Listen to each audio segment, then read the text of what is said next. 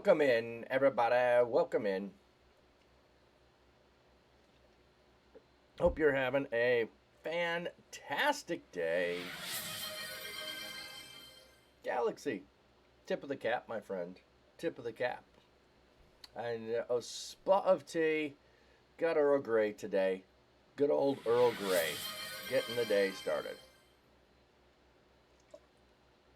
So there we go. There we go. I was just looking up or trying to figure out, or I should say, I was trying to get my update here and caught up on where we are with the Bible reading. And it seemed like something was off on that. Let me pop this out of my ear. I do not need to listen to myself the whole time. There we go. Just like, I don't know. I don't know how other people sometimes do it with that little bit of delay, and then I hear my voice, and I was like, I want to listen to my voice until it's finished before I say the next thing. So, feeling good today, praise. Oh, good.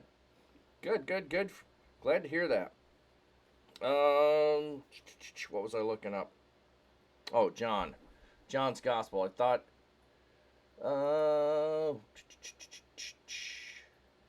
this will give me there real quick. John 21. Okay, for some reason I thought John ended in chapter 20, and I was just looking at the reading to schedule to add John 21, and my brain was like, I thought John had 20 chapters, so had to look that up real quick because my brain was hurting over that, so I was wrong. I'm just trying to get some of these typed in here. What? Why am I typing that? I really wish there was, like, I'm using the Bible app, but I'm not reading it on the Bible app. I'm tracking it so that we can all track this together. I need to make that larger. Let me just do that real quick.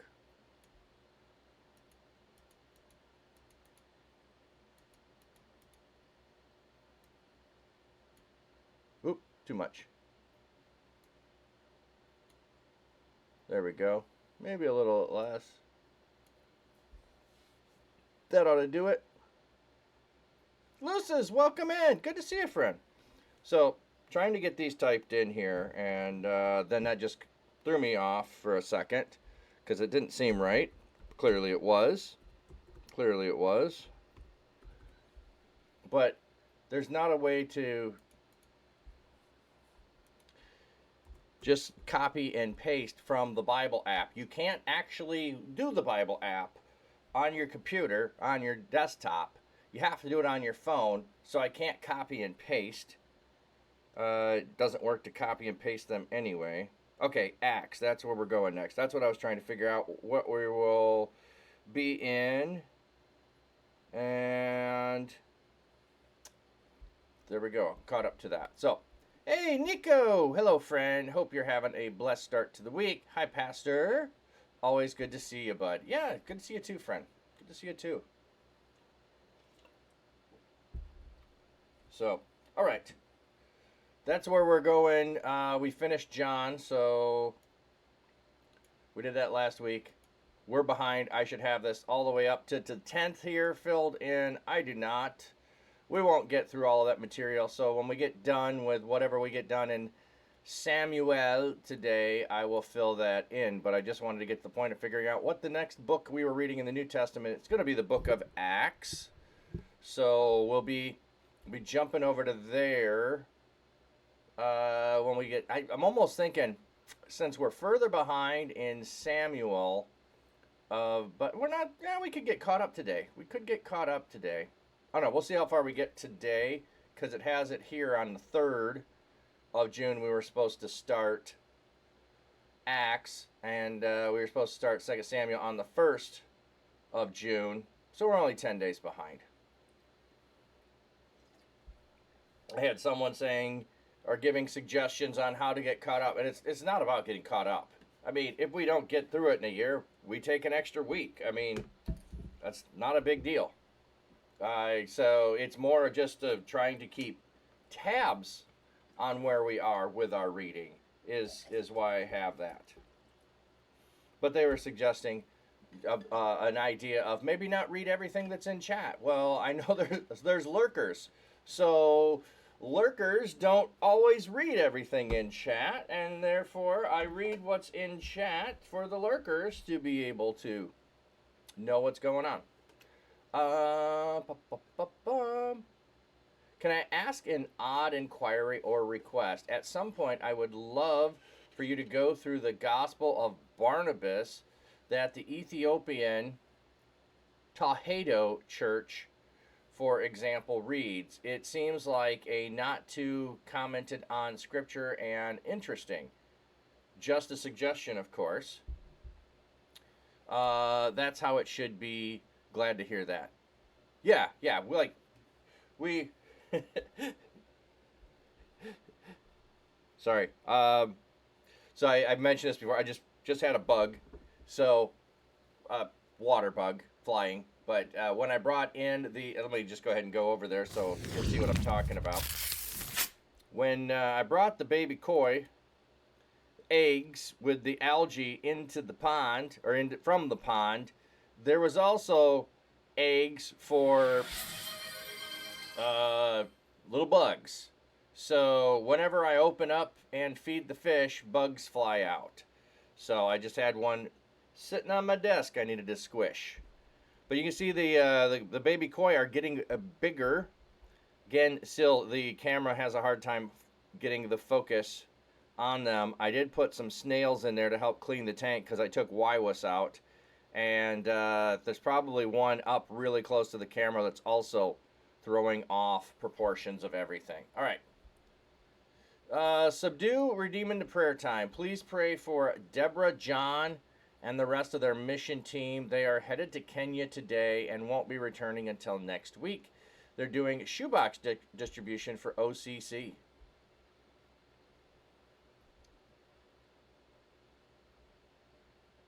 Yeah, I hope that goes out for everyone and all right for all of us to pray. Yes, absolutely.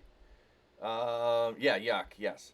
You love the baby koi, so cute. I know. They're getting bigger, and I've got to figure out how much to feed them. That's always a balance. Like, how much do they eat? You can't feed them very much, but you need to feed them often so that there's not extra food in the tank and those kinds of things. But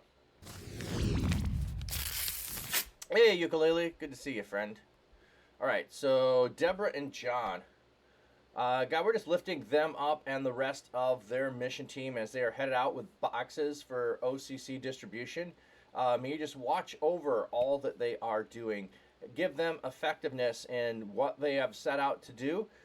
Give them new opportunities and give them new connections to be able to expand and grow. And may you just bless them as they travel and accomplish the things set before them. Just pray this all in Jesus' name. Amen.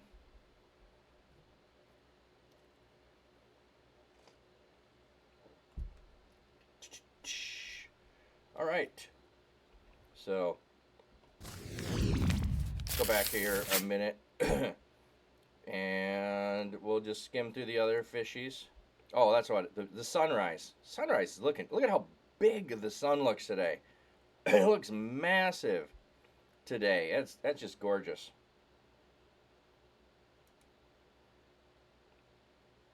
Oh, nice sun on the pond today. And Waiwus knocked over Squidward's house. So I got to get that back up, but haven't done it yet. So the guppies, still funny color in their tank. Can't quite get that cleared up, and I think it's just chlorophyll in the tank from the plants I was trying to grow in there, which seemed to have been unsuccessful.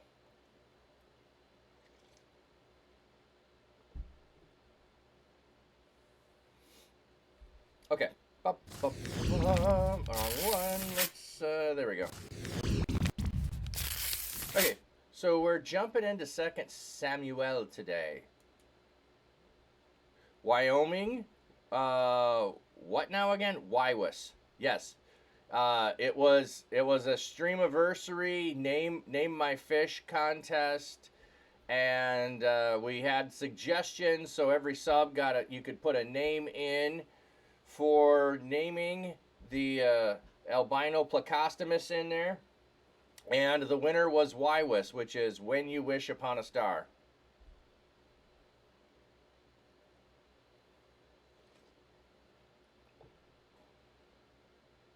So that's why the name. Oh, and he's right up on camera now.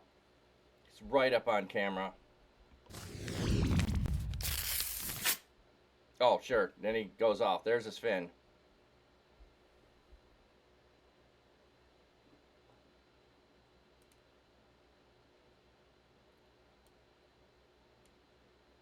No, I can't turn it down. He's like right. He was right in front of it. Now he's over in the corner hiding. Okay.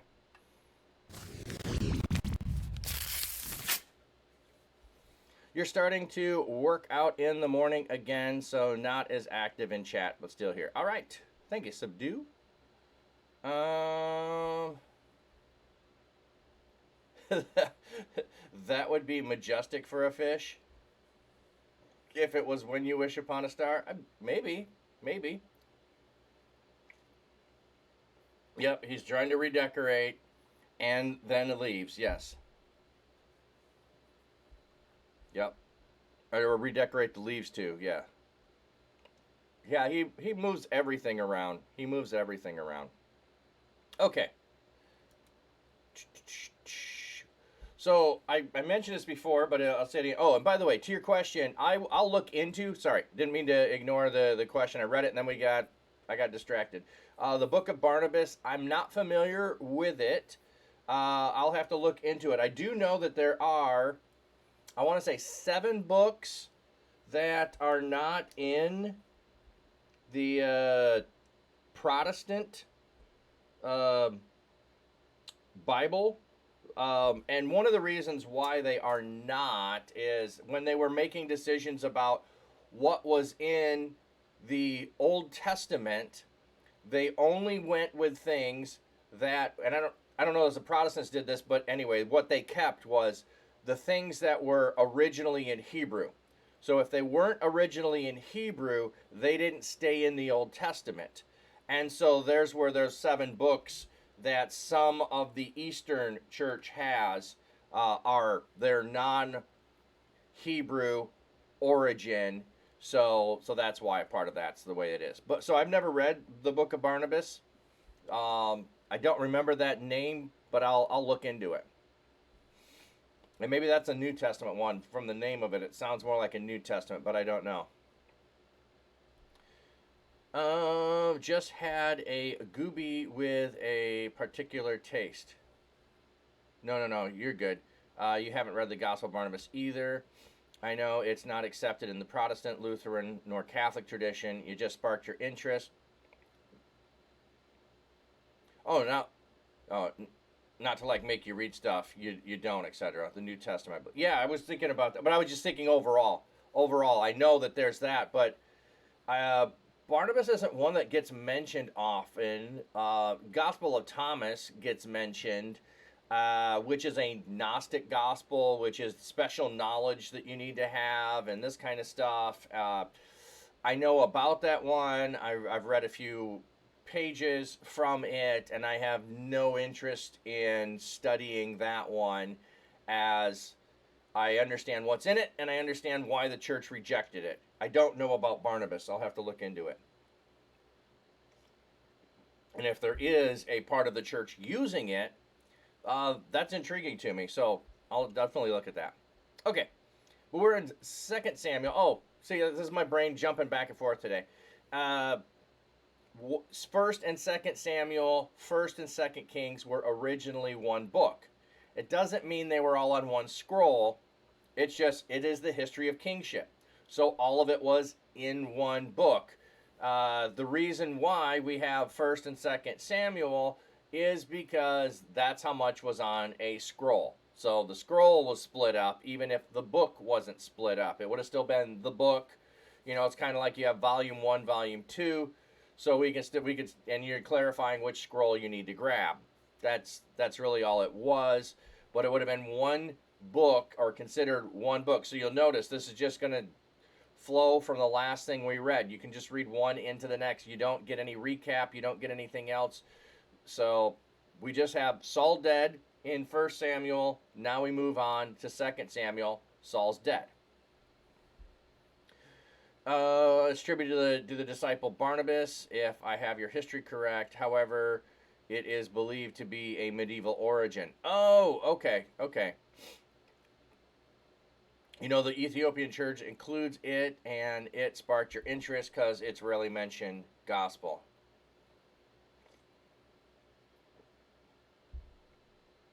Yeah, yeah. Well, there. I think on some level, authorship is an unnecessary thing to know. For instance, authorship is an unnecessary thing to know.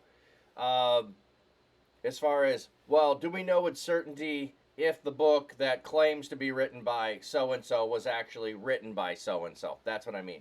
But we have a whole genre of writing called the pseudepigrapha, where the book of Enoch is attributed to having been written by Enoch to get it prestige and to get it out in front of people. But even at the time that it was found or put out there, nobody really believed Enoch wrote it. It was just the way you did things. You put a name on there that people would know and recognize.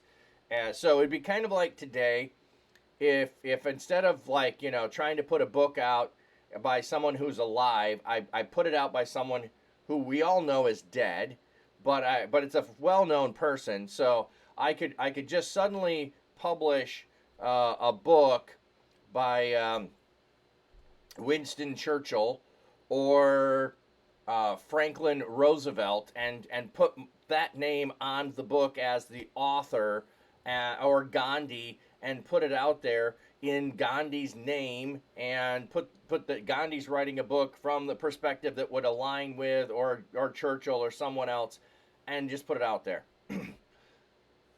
Excuse me. Don't know that we do that. The closest I've seen are a couple books that I really liked. One was Lincoln on Leadership, so it gives a story about Lincoln and then it gives a leadership principle. Or Victory Secrets of Attila the Hun, which is like supposedly Attila the Hun sitting around the campfire and talking about how, you know, different victory secrets that he's sharing with his new warriors.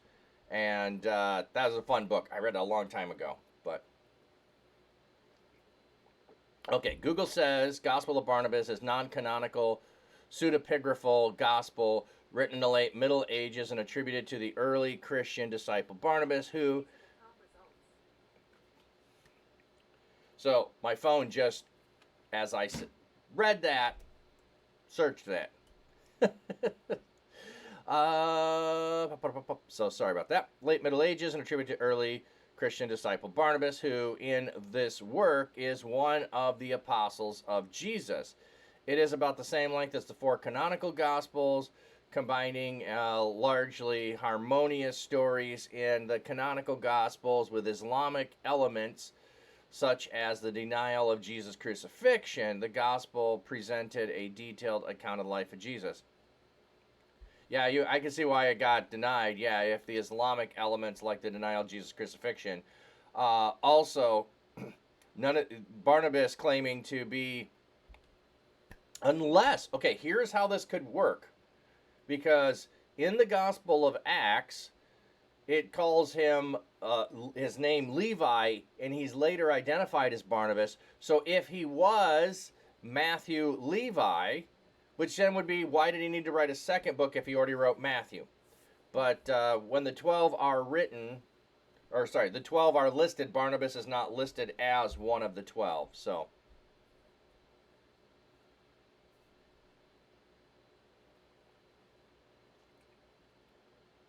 yeah. You had no idea? Yeah. I think the other reason, too, it would somewhat be rejected is if it's age written late Middle Ages, then it's not going to be in the canon, because the argument of what should be in the canon was already fixed. My guess would be, somebody wrote it pretending to find it, so they're claiming it to be Barnabas. And hey, we found a copy of an old book.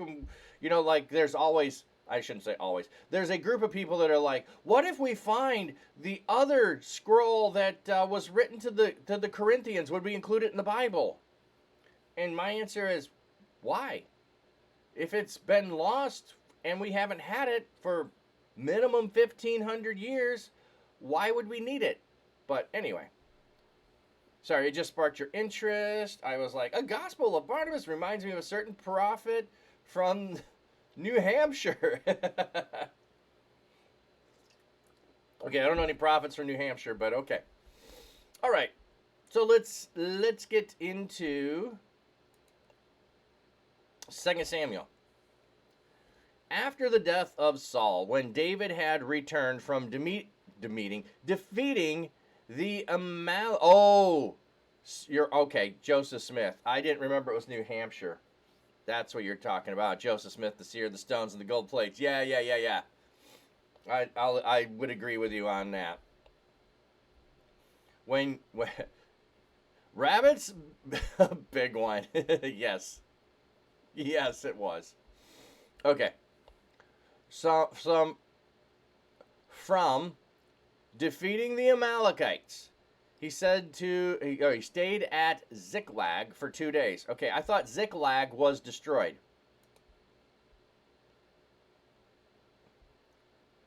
Okay, remember we had it was burned and all of the people. So David, while Saul was dying and fighting, David was pursuing the Amalekites and getting all of his stuff. He's returned back there to this place after getting all of his people back and all of that. So he could just be, camping out, but he's got all his family. Maybe he's going to rebuild. On the third day, a man arrived from the camp of Saul with his clothes torn and dirt on his head. He's walking up. He has a billboard of mourning. He has his clothes torn, got sackcloth and ashes. So dirt, ashes, same symbol. He's got dirt on his head. He's thrown dirt on his head. He's torn his clothes. When he approached David, the man threw himself to the ground. David asked him, "Where have you come from?" He replied, "I have escaped from the camp of Israel." David inquired, "How are things going? Tell me." He replied, "The people fled from battle, and many of them fell dead. Even Saul and his son Jonathan are dead."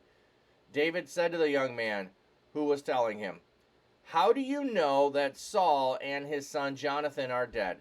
The young man said, "I happened to be on Mount Gilboa and came across Saul leaning on his spear for support. The chariots and the leaders of the horsemen were in hot pursuit of him.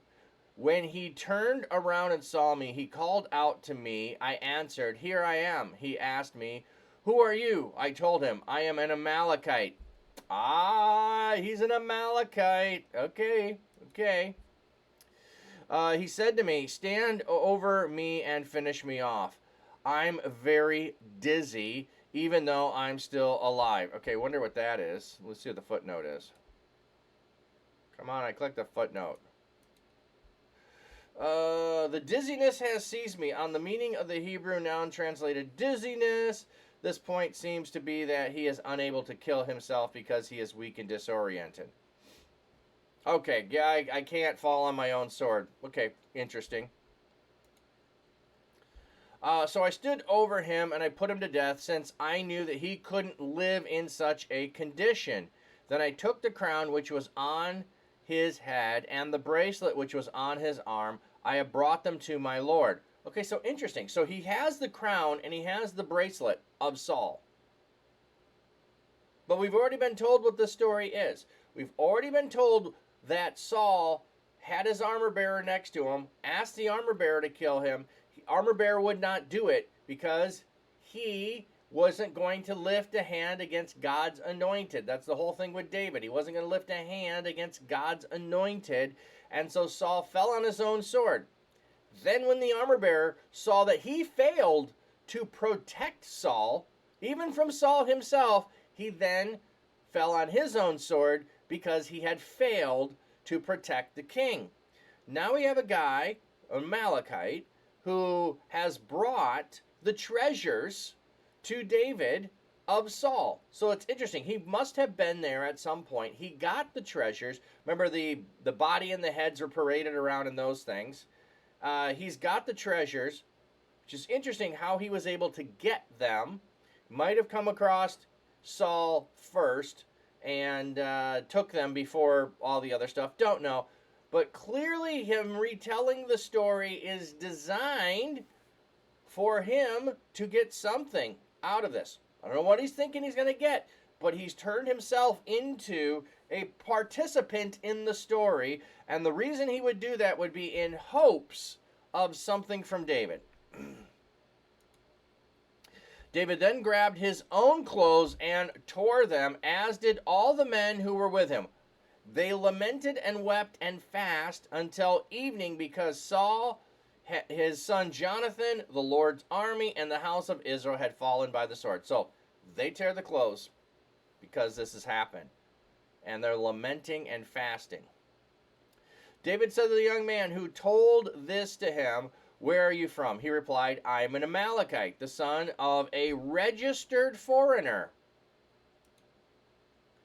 Let's see. Hebrew has more than one word for a foreigner, since the Amalekites were obviously not Israelites and were inhabitants in the land. Adding the descriptor ger must carry more significance than a foreigner and resident. In the Mosaic law, ger could join the covenant, be circumcised, offer sacrifices to the Lord, celebrate the festivals with Israel, were given equal protection under the law and receiving the same social welfare along with the Levites. Oh. Okay. Interesting. Interesting. And so David had just fought them, and here's one who's a registered foreigner. I think the point being there, should know the law. He's a foreigner who lives in the land, who is a follower of God, therefore should know the law. David replied to him, "How is it that you were not afraid to reach out your hand to destroy the Lord's anointed?" Then David called one of his soldiers and said, "Come here and strike him down." So he struck him down and he died. David said to him, "Your blood be on your own head. Your own mouth has testified against you, saying, I have put the Lord's anointed to death." So, this lie. Okay, here's someone lies trying to gain something. I think this is really similar in some ways to Ananias and Sapphira. So if I were to just ask the question, why couldn't this guy have just spoken up and when David says, "Hey, you're gonna die," and say, wait, I was lying, I really wasn't there, I just came across it later, and that. Hey, welcome in, bum bum bum. Let's see who dropped it. Ah, Reese. Thank you, Reese. 5 gifted subs: Violent Midget, Wade Mock, Uncle Diddy, Try Bacon with Oreos, and it's Miss Legsy. Hey, that's awesome. I think Try Bacon with Oreos is the only one I don't really know in that list. And Ken Chang. Hey, thanks for that. For my sub gift. Gifted 12-month gift subscription. What? That's awesome. Very kind, you guys. That's awesome. Not the first time. No. But I was just looking through the list. Hey, that's so awesome. Hey, good to see you here. How are you been? And Ken, how have you been, Ken? Maybe not here. Who knows? People do this when when they're not in the chat too. So anyway, hype. Let's get some hype going. That's awesome. I need to figure out maybe sub hype or something. I don't know. Hype train thing. I don't have a hype train uh, song or anything, or even just a sub hype. But maybe I should do that. Maybe I should do that. Reese took my great grandmother to mass today because she can't walk very well anymore, and seeing you live, so no better time. Hey, that's awesome. Appreciate that. So that's so kind of you to take your grandmother and do that. God's jazz hands, the real hype. There you go. There you go. Hey, I'm watching you people. Kofi Streambot. New donation from I'm watching people. Thank you, friend. So yeah, over down, well, wherever it is. Over there. You know, it's one of those weird things. You try to look at the screen and figure out the Kofi donations over there go towards helping me pay the rent on the prayer booth down in my local artisan market, which I'm getting to know the other artisans down there. We're there both Saturday and Sunday. Saturdays are going really well. I probably had a dozen, maybe not quite a dozen, but it was quite a large number of prayers and blessings that people took with them. A couple of conversations, a couple of prayer requests on Saturday, and Sunday just as slow as could be. Uncle Teddy with the biddies. Appreciate you, brother. Do you recommend any other people or charities to bless today? Asking chat and you. Ooh, that's awesome. If you go over to my Discord, I got a whole list of people that were over there. But we have, if you go to Discord past the cap, there was a GoFundMe. I don't have that right off of to click on it without going to Discord. That we were collecting for a friend of Alice in the Palace to get their vehicle back on the road. So you can find that over in Discord and be able to go to Pass the Cap there and get the GoFundMe link. I'm guessing it's probably still up. We raised funds all last month for that. I'm guessing it's still available on GoFundMe, but I'm not promoting it. But since you asked and I don't have anything else, that's there. Yeah, bet she appreciated a bunch. Mass can be such a revitalizing thing to experience. Yeah, can be.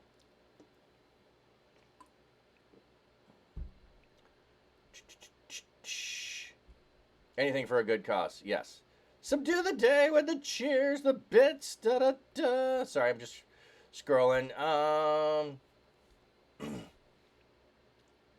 Khalsaid does wonders and represents our Sikh very well. They focus on education in South India continent as well as food aid and education in places like Yemen. Oh, that just reminds me. OCC also represented by a few people in the chat. Operation Christmas Child. They're really stand up and commendable guys. I trust with my own money. That's always good if you trust with your own money. Gaze Relief. They've been active as well. Oh, Gaza Relief. Sorry, I read that as gays. You retyped, that's why. Got a hype train. We succeeded. Yay! Thank you, everybody. Thank you, everybody. Yeah, they're non-political and non-missionarying. Just a charity that basically just wants to do well and help others. Founded by Sikhs, but their charity is not about Sikh or faith, just about doing something for others.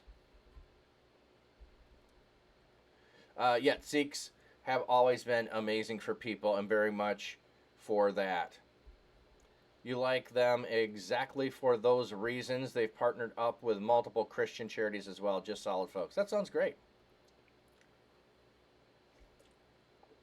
So, yeah. And thank you, Reese. And I appreciate that too. Going, hey, who else can I bless today? I just love that. I love that. That's awesome, friend. Appreciate that.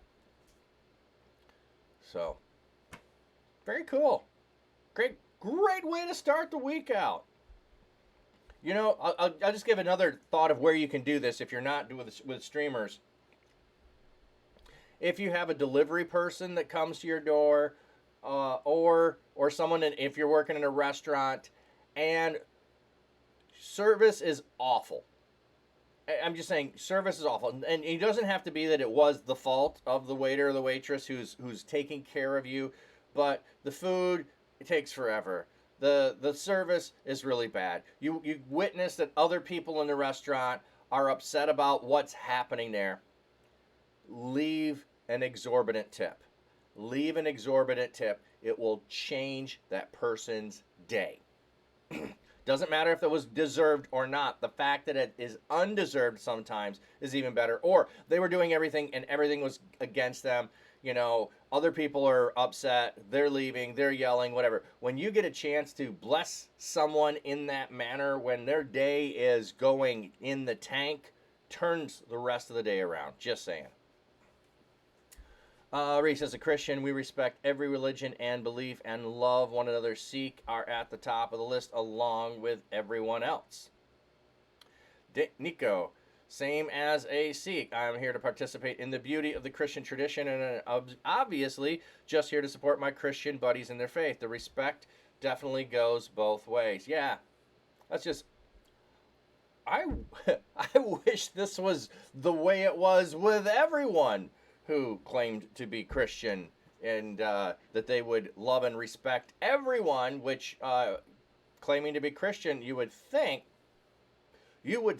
since that's what Jesus said to do, is how they would do it instead of attacking and tearing down other people.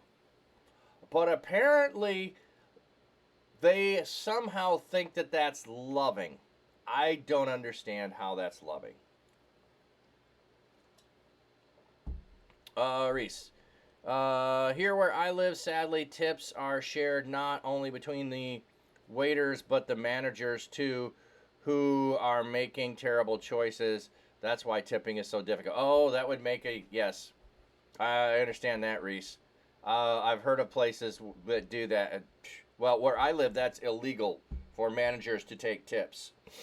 So, but I have worked in places where you pool and share tips, and everyone, and that can be a good policy when you have a few people. So I did this when I was doing valet parking. You working with yourself, one other person, yourself, two other people, tip sharing is great. You work with 10 people, tip sharing is awful, because I put mine in and half the people don't put theirs in, and I end up making no money because people don't trust everybody else. But when you have 2 and 3 people, or it's 2 or 3 of you total, it's easier to be honest and to know and to celebrate and share with each other. You had a bad actors. Oh yeah, there's bad actors in any faith tradition, totally. But your experience is far from that with Christians. You always seem to be surrounded by nothing but blessing from other faiths. It's kind of you to say, but you don't have to apologize for the poor behavior of others. Oh, I have no problem apologizing for the poor behavior of others, because I think that they are trying to represent a name and doing it poorly. And so sometimes you need someone who's willing to say it, even if they won't, for people who've been hurt by people such as that. So you live in a capital city, so good paying jobs are always busy, minimum 30 staff at a time. Okay. Oh, yeah, you're just saying they don't represent wonderful people like yourself and your wonderful faith. True, they don't, but they try to. And anyway, how about we get back to some reading now? Onesimus Prime, howdy. Hey, welcome in. You're up early this fine day. Okay. Yeah, we got distracted by a little bit of raid, or not raid, but sub hype and love. So, which is a good thing. Okay. It says on my phone 633 next to the text box. Is that something you can send? I don't know what that is. Is that how much you have in channel points? Then you can spend them on things, is all I know. Do we even set the topic for the day? We did. We got the guy that came and told David the news. We told David the news. Yeah. And then he killed him. And then I was saying whether or not um, David was justified in killing him or not. I wasn't actually asking. I was leading into that, but saying that the guy lied. And when David said, "Well, then you're going to die because you killed the Lord's anointed," because he claimed that he killed Saul, so he's going to die because his words confessed to a sin. From David's perspective, he confessed to a sin. You're going to die for killing. So why doesn't the guy say, "Hey, yo, it wasn't me. I didn't do it," and all of that? Don't know, but I think the seriousness of this claim is similar to Ananias and Sapphira in the New Testament. And so he confesses to this, he ends up dying for this. Now maybe he didn't get a chance to confess, maybe he's kept silent. I don't know. The channel points you can spend on prayer requests, koi fish time, a bunch of other stuff in the channel. Always feel welcome to do so. Yeah. I need to get a few more things in there. I've been trying to think about that. Yeah, post-it note, a raid. Yeah. Yeah, thank you, Nico, for sharing what some of those things can go to. So yeah, if you click on it, it should show you some options there. Okay. Then David chanted this lament over Saul and his son Jonathan. He gave instructions that the people of Judah should be taught the bow. Indeed, it is written down in the scroll of the upright one. Okay, what is this? Taught, is that taught the bow or taught to bow? Okay.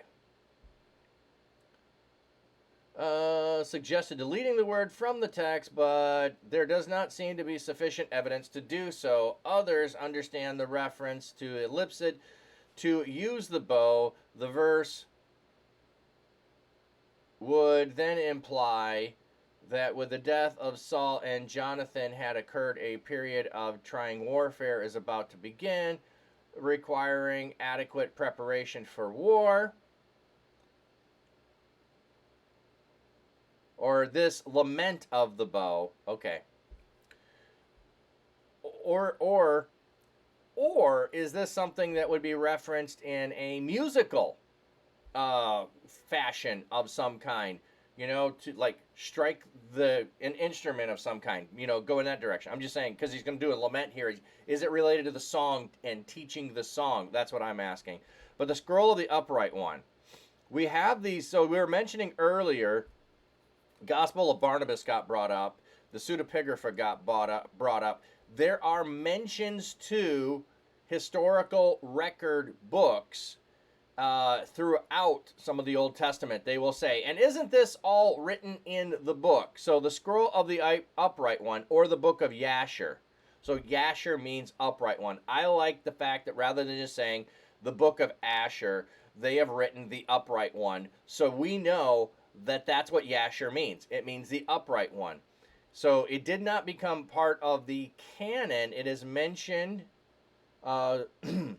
in Joshua 10, 12, and 13.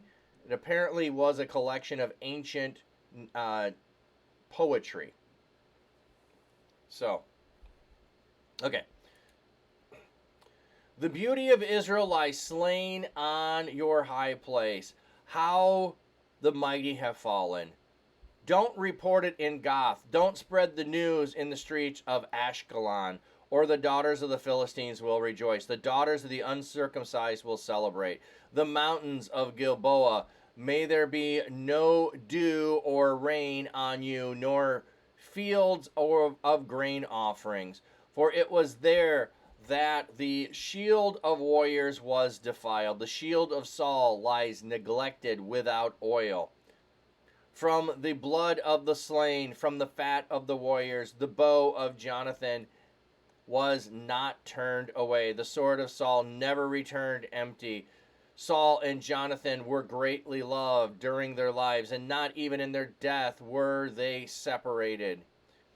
They were swifter than eagles, stronger than lions. O daughters of Israel, weep for Saul, who clothed you with scarlet as well as jewelry, who put gold jewelry on your clothes. How the warriors have fallen in the midst of battle. Jonathan lies slain on your high places.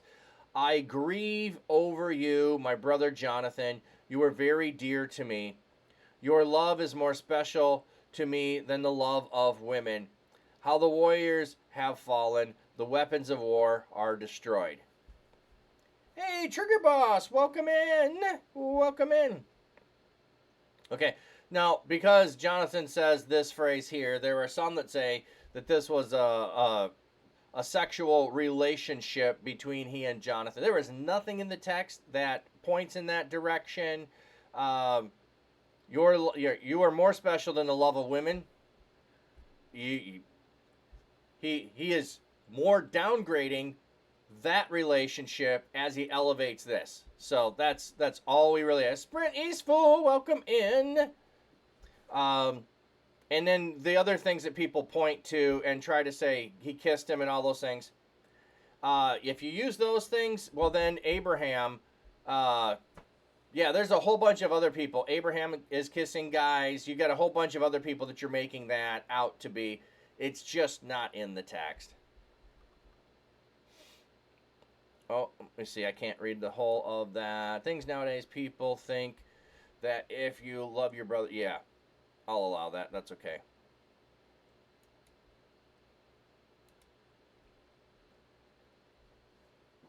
Hello is an evil spell? I don't know that one. Hell-O? Huh. Yeah, but love is to all beings, yes. So, yeah, well, and some of this is people have an agenda when they're looking at this, trying to find examples in Scripture that counter other examples, and therefore say that we can do that, and it's cultural. Kissing as a greeting, or for instance, there are people that I handshake or fist bump, as a greeting, and there are people I hug, and it doesn't have to do with male or female. It has to do with, often the deepness of a relationship. So, yeah, and Jesus says to Peter, "Do you love me?" Exactly.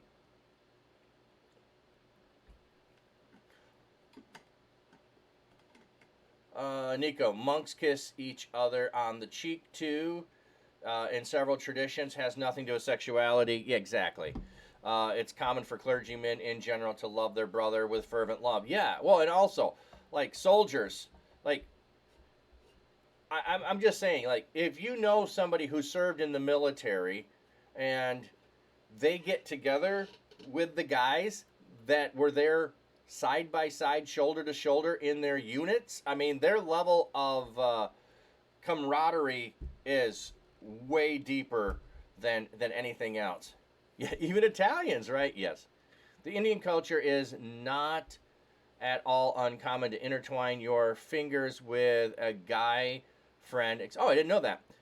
It's definitely not anything to do with sexuality. All cultures have that. The French, the Italians kiss each other on the cheeks. Yes.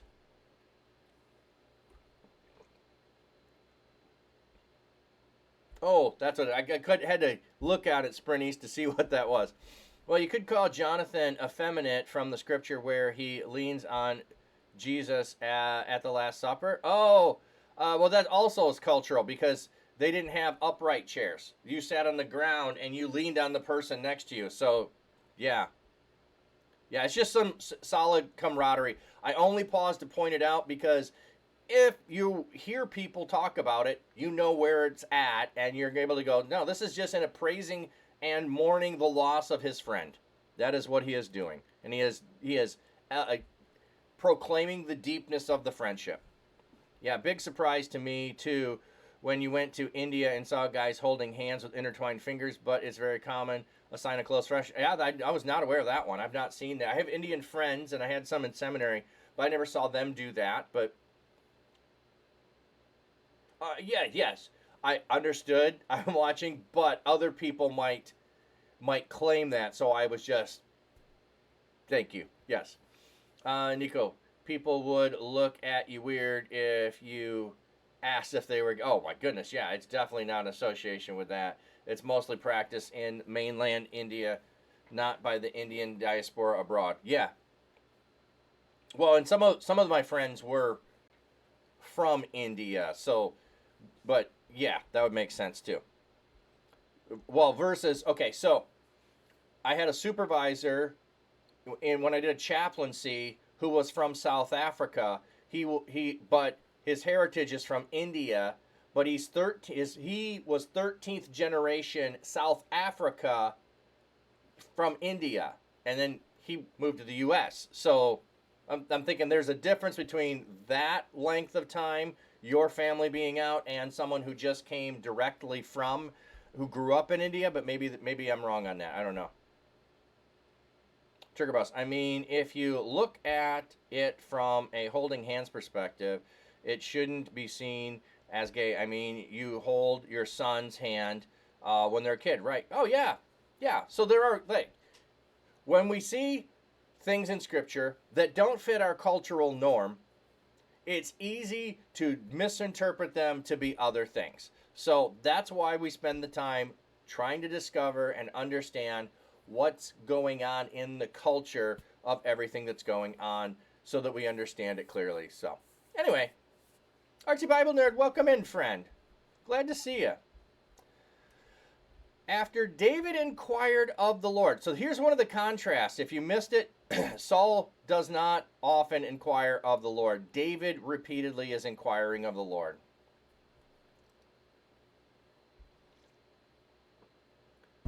Should I go up to one of the cities of Judah? The Lord told him, go up. David asked, where should I go? The Lord replied, to Hebron. Okay, so with the Urim and the Thummim, we don't know what that really was, and we have the ephod as well. These are how he inquires. He also could be inquiring of the priest. He could also be inquiring of a prophet. We don't get, in this case, any details of how the inquiry was made. We only get the answer. But one of the thoughts is it's a yes or no answer. Well, in order to get Hebron, you would just go down the list of saying, should I go to this one? Yes or no. Should I go to this one? Yes or no. So that could all be stylistically just summarized in the Lord said go to Hebron because the casting of lots, the using of the Urim and the Thummim showed us to go there. So we could just get to it that way. Oh yeah, you should definitely follow Artsy. He is fantastic. Yeah. Did we get a shout out? Yeah, we got a shout out for Artsy. Fantastic artist by far. One of my top favorite out there, especially in the comic book style. So, so David went up along with his two wives, Ahinoam the Jezreel and Abigail, formerly the wife of Phul the Carmelite. So notice how it's like, okay, so this guy is such a fool. He's such a fool that every time his wife gets mentioned, who's now David's wife, we've got to remind everybody of the fool. If you weren't here, that's what his name means. I just call him that. Why bother reading his name? Let's read his meaning. David also brought along the men who were with him, each with his family. They settled in the cities of Hebron. The men of Judah came, and there they anointed David as king over the people of Judah. So he's going to Hebron. He's been anointed by Samuel the prophet. He is now going to be anointed by the people. So if you want to look at this as a ratification ceremony of a coronation ceremony, I think that's it. You know you're going to be king, and then you're going to have the coronation. And sometimes I don't study royalty very often, but I have come across a couple of things as my wife watches British stuff where I think Queen Elizabeth, it was her, was queen, but had to wait a year or more for before they would do the coronation for her, which would actually establish her reign as queen. And there was a whole bunch of other things or something, but so I'm just saying, if we want to look at it that way, here it's saying anointed by the people. This would really be partially a coronation. David was told the people of Jabesh Gilead are the ones who buried Saul. So David sent messengers to the people of Jabesh Gilead and told them, may you be blessed by the Lord because you have shown this kindness to your Lord Saul by burying him. Now may the Lord show you true kindness. I also will reward you because you have done this deed. Now be courageous and prove to be valiant warriors, for your Lord Saul is dead. The people of Judah have anointed me king over them. So we just had in the last chapter a guy claiming to have been the one to kill Saul, thinking David's going to be all excited, I think, and think he's going to get rewarded, was acting selfishly towards Saul, taking the stuff, trying to get whatever. Here we have the contrast. Those of Jabesh Gilead just went and did a good deed. They did what was honorable. They did what was necessary. They took care of. And now they're going to be rewarded because they acted, let's just say, out of love instead of self-motivation. Whatever the self-motivation was for the Amalekite, he ended up dead. Now Abner, son of Ner. This just cracks me up. Abner means son of Ner. So this is now, if you just read this, now son of Ner, the general in command of Saul's army. It's just like, I don't understand. Like, I just like thinking of how that would sound, like if we had a name like that, which would be, now son of, I'm just trying to think of one. Son of Artsy's son, went and did, like, it just would sound really weird, you know? Son of Nico's son. Like, we wouldn't do that. So what, like, there feels like there's something going on here, but it's like Abner means son of Ner, and then they say son of Ner. You do in the Scandi tradition? Okay. Oh, right. The last name. Yes, absolutely. Yes. Yes, I know. But what I'm saying is Abner means son of Ner. So his name means what they're saying. So his name is Abner. He is the son of Ner. But his name is Abner, which means son of Ner. That's the whole, yeah.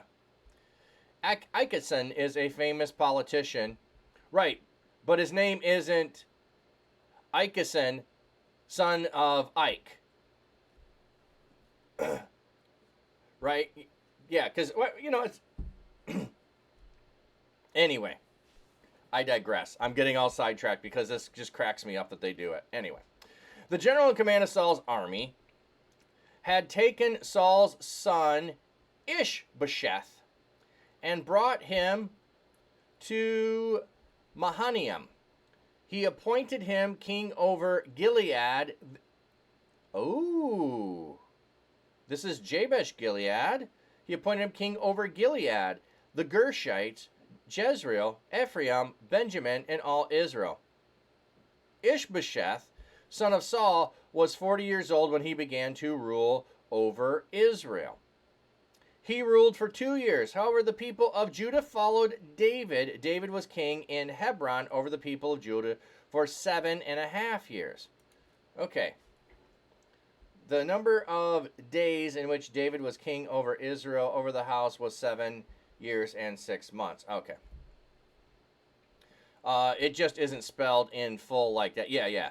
But Ikeson's dad was Ike, and his grandfather was Ikeson as well. Quite a few Ikes in the line. Yes.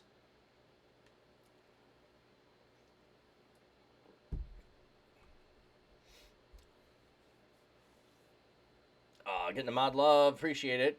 Appreciate it. Anyway, so I'm curious here on the Gilead and the Gilead, but we've got the general who apparently wasn't there when Saul died and Jonathan died and the other sons, but one survived, and so the general has taken him and anointed him king. This makes the logical sense. This is how people do things. Why, however, does he not go and get David? Why does Abner not go and get David? I'll tell you why I think he doesn't. He was embarrassed by David in the last time they met when he stole the king's spear and water jug, and he humiliated him in front of the army. So I don't think Abner is going to go over to David, even though he may know, and I believe he did, already know that David's been anointed to be king. He's going with succession line. He's a general. That's the way he's looking at it. I'm going to elevate this guy, and I will be his general, and that will keep me in power that I have.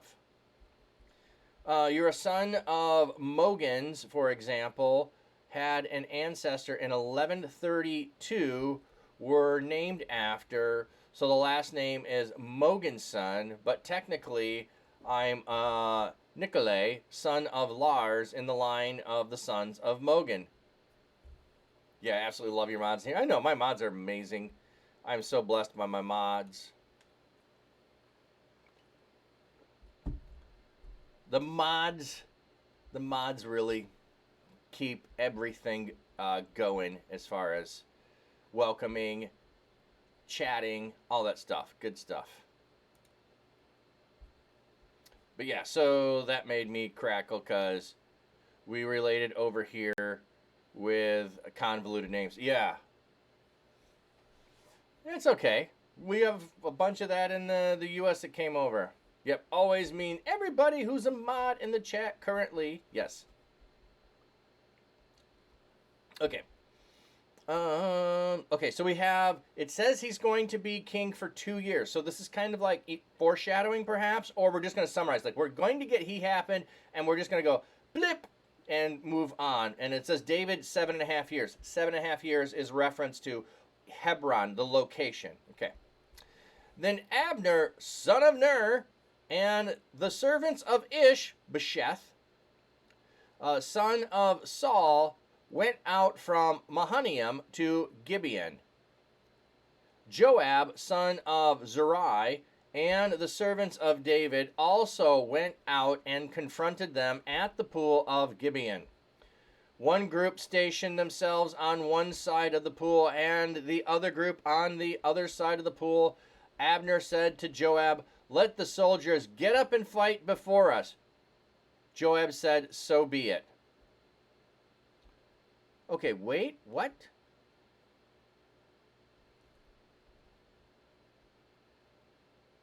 Okay, sorry. I got confused here for a second. So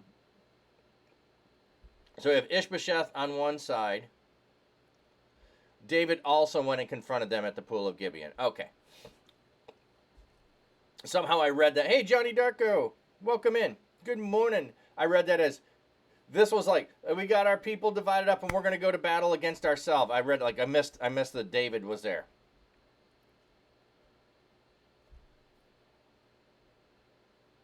How drunk were they when they made this bet?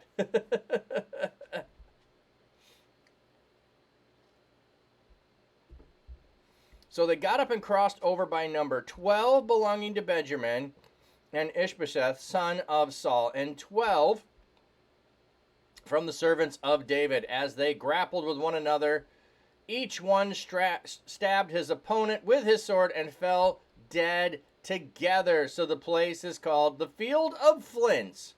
It is in Gibeon. Helkath Hazarim. It is not clear the meaning of that. Relates to the name for side, and this is reflected in the name Field of Sides. The Greek Old Testament revocalizes the Hebrew to the meaning of the field of adversaries. Some go with the field of swords, some with the field of daggers. So we don't know. So here they went with field of flint. So they're trying to translate it just literally the words that are there. Yeah, I know. But on some level, how different is this than Goliath? Let's have one battle won and see what happens. Now, the battle was very severe that day. Abner, the men of Israel, were overcome by David's soldiers. The three sons of Zuri were there: Joab, Abishai, and Asael. Asael. Now, Asael was as quick on his feet as one of the gazelles in the field. Asael chased Abner without turning to the right or to the left as he followed Abner. Like, okay, he is gonna get you. Then Abner turned and asked, "Is that you, Asael?" He replied, "Yes, it is." Abner said to him, "Turn aside to your right or to the left, capture one of the soldiers, and take his equipment for yourself." But Asael was not willing to turn aside from following him. So Abner spoke to Asael, "Turn aside from following me. I do not want to strike you to the ground. How then can I show my face in the presence of Joab, your brother?" But Asael refused to turn aside. So Abner struck him in the abdomen with the back end of his spear. So he's running. He uses the back end of his spear. The spear came out the back. Asael collapsed on the spot and died right there before Abner. Everyone who came to the place where Asael fell dead paused in respect. Yeah, the running scene. Yeah, like you're chasing him down, you can't escape him, and he's like, "Dude, I don't want to have to kill you." He's like, "I'm not leaving, I'm chasing you down, I'm gonna get you." "Dude, quit chasing me." It's like the skill level of this general versus the guy chasing. Like, "Look, dude, just let me escape." "Nope, fine, you're dead. Now I gotta face your brother." So Joab and Abishai chased Abner. At sunset, they came to the hill of Ammah near Giah on the way to the wilderness of Gibeon. The Benjamites formed their ranks. Remember, this is the tribe of Saul. Behind Abner and were like a single army standing on top of a certain hill. Yeah, oops, you killed my brother. Prepare to die. Then Abner called out to Moab, "Must the sword devour forever? Don't you realize that this will turn bitter in the end? When will you tell the people to turn aside from pursuing their brothers?" Joab replied, "As surely as the Lord lives, if you had not said this, I would have been mourning before the people would have abandoned pursuit of their brothers." Then Joab blew the ram's horn, and all the people stopped in their tracks. They stopped chasing Israel and ceased fighting. Abner and his men went through the Rift Valley all that night. They crossed the Jordan River and went through the whole region of Bitron and came to Mahanaim. So, the word, and they went all the Bitron, the meaning of the Hebrew Bitron, which is used here in the OT is disputed. The translation as follows: tracking the word of the proper name of the area east of the Jordan, a difficult understanding was advocated by who took the word to refer to the forenoon or morning. A number of scholars. Okay, so we don't know what it is. And they traveled all morning long. Okay. This is my son, Mahanaim. Yes. Mahanaim.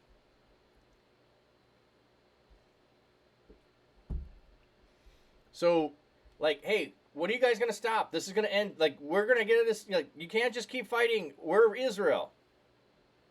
Interesting, though. Now Joab returned from chasing Abner and assembled all the people. 19 of David's soldiers were missing, in addition to Asahel. But David's soldiers had slaughtered the Benjamites, and Abner's men, in all 360, had died. They took Asahel's body and buried him in his father's tomb in Bethlehem. Joab and his men then traveled all that night and reached Hebron by dawn. So they're out fighting. They're returning back home. However, the war was prolonged between the house of Saul and the house of David. David was becoming steadily stronger while the house of Saul was becoming increasingly weaker. Now, sons were born to David in Hebron. His firstborn was Amnon, born to Ahinoam the Jezreel. His second son was Caleb, born to Abigail, the widow of Phul the Carmelite. His third son was Absalom, the son of Maacah, daughter of King Talmi of Geshur. Okay, we have not had this wife mentioned, and now we have Absalom mentioned. I'll wait and look those names up later, but we suddenly have Maacah, daughter of King Talmi of Geshur. His fourth son was Adonijah, the son of Haggith. His fifth son was Sophtiah, the son of Abital. His sixth son was Ithream, born to David's wife Eglah. These sons were all born to David in Hebron. So he has now 6 sons born to 6 women. This is going to go well, right? Right? I mean, 6 sons born to 6 women. I mean, Jacob had 2 wives and 2 concubines and 12 sons, and that turned out perfect. He's only got 6 sons with 6 women. This has got to be an easy life for him, right? Right? Oh, just, I don't know. Here's the thing, and we're going to go into an ad break, so I'm not going to keep going. I'll just pause on this thought. This is what I love about Scripture. It includes all the stupid stuff, too. Like, people are not immune who follow God from making mistakes and doing horrible, stupid things. I'm just saying, just because David had 6 wives is not advocating that you have 6 wives. It's not. Just David, a man after God's own heart, don't know exactly why all of these are. Abigail, we hear the story of. We don't have a story of any of the others. One of these being mentioned, the daughter of a king. Sounds like what his son later is going to do with an alliance. So.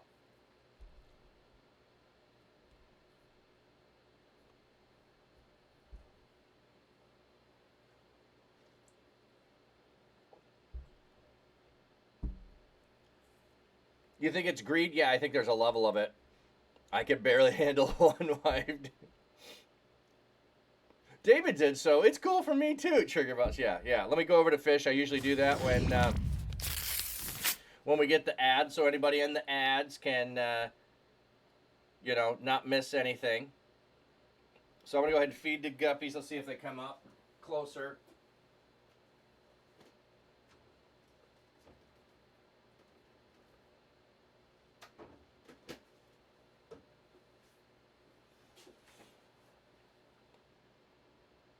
And as I mentioned earlier, Wywis knocked down Squidward's house. He did some redecorating. You can see he knocked over SpongeBob, or the Chum Bucket, and also Gary, all knocked over.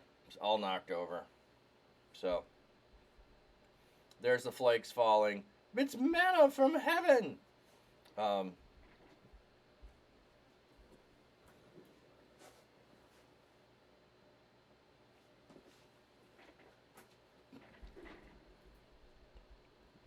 I'm gonna go ahead and feed the baby koi a second too. Maybe they'll come in. I don't know. They should have fasted 3 days first before the manna.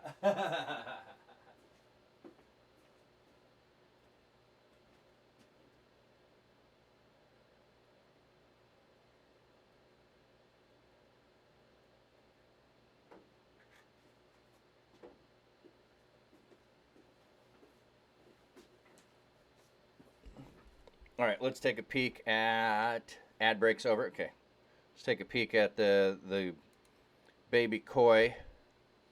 Yeah, the They're so small, the camera has a hard time focusing on them. But you can see them, like if they're further away, some of them are easier to focus in. But they're getting bigger, and you can see little tiny, tiny flakes. Super tiny flakes. When they get as big as the guppies, I'm going to try selling some because I'm just going to be overrun with them if I don't. So. Okay, anyway, what I was saying is I really like how Scripture puts the ugly stuff of people. MJ, hey, welcome in. Welcome in.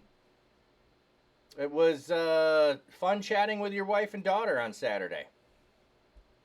You're looking for Jonah and the whale with the 3 days, but you need a bigger tank for that. Trigger Boss, I've got a pond outside. Let me show you the pond. I mean, I don't have a whale out there. Oh, that's the beach. There's the pond. I mean, I could fit in that pond. The koi in there are not big enough to swallow me yet, and I don't think they will get big enough. Koi don't usually get that big, but.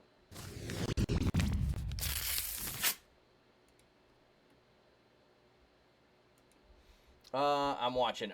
Sorry, trying to read, and my feed is scrolling. I'm grateful that God uses my mental challenges in life to connect with individuals who need His love and light. I truly could use upgrades in your medical equipment and to receive a medical assistance I've been needing for years. However, God, please continue to keep the balance. In Jesus' name, amen. Yeah. I think there's some of those things where we often have the I want this and I wish it was faster, or I don't want this and I wish it would go away, and yet God's with us in the midst of it, and we sometimes overlook that. So that's a great perspective to have. MJ, I heard you ran into my wife and daughter. Vivian is a ball of lively energy. She makes life interesting. Yeah. And yeah, we had a good conversation, and she skirted around, and yep. So anyway, hope your Saturday went well, friend. Okay. Let's see if we can get back into our text now that our ad break is over. So we have David is 6 wives and 6 sons. Smart Alec plays. Hey, Pastor. Here as I work. Hope all is going great. It is. And Star Fox coming in. Welcome in, everybody. We're in 2 Samuel. So. As the war continued between the house of Saul and the house of David, Abner was becoming more influential in the house of Saul. Now Saul had a concubine named Rizpah, daughter of Aiah. Ishbosheth said to Abner, "Why did you sleep with my father's concubine?" Okay, I've heard. Yeah, now back to our regular programming. Yes, I've heard that, and let me see if the footnote gives me this. Let me just click on it. The accusation against Abner is a very serious one, since the act of sexual infringement on the king's harem would probably have been understood as a blatant declaration of aspiration to kingship. As such, it was not merely a matter of ethical impropriety, but the act of a grave political significant one as well. Yes, which is if we go back to Reuben, doing that as well, was trying to claim power from himself as the leader of the house instead of Jacob being the leader of the house. I'm now in charge because look, I've taken Dad's concubine. And this is also a thing that you do when you come in to capture a people and you take over the king. You have your way with all of the king's harem. So that's the accusation here, is Abner's becoming influential. Abner had elevated Ishbosheth, and now is he trying to elevate himself? Also, we had the question about the name of one of David's wives. when we looked at her name back in I don't know, back last week, and it's the same name as one of Saul's wives, and so there's a thought of maybe did David do it, but there's no mention like this that that is what's going on. Hey, appreciate the biddies. There's no mention earlier with David in any way that he had done that, since it's mentioned here in this way. If that's what we're supposed to think, I would think it would have mentioned it when David had the wife. Matt Diller Music, welcome in. The words of Ishbosheth really angered Abner, and he said, "Am I the head of a dog that belongs to Judah? This very day I am demonstrating loyalty to the house of Saul your father and to his relatives and his friends. I have not betrayed you to the hand of David, yet you accuse me of sinning against this woman today?" Interesting. Oh, just getting shout outs there. Appreciate that. Appreciate that, Lucis. God will severely judge Abner if I do not do for David exactly what the Lord has promised him, namely to transfer the kingdom to the house, from the house of Saul, and to establish the throne of David over Israel and over Judah all the way from Dan to Beersheba. Ishbosheth was unable to answer Abner with even a single word because he was afraid of him.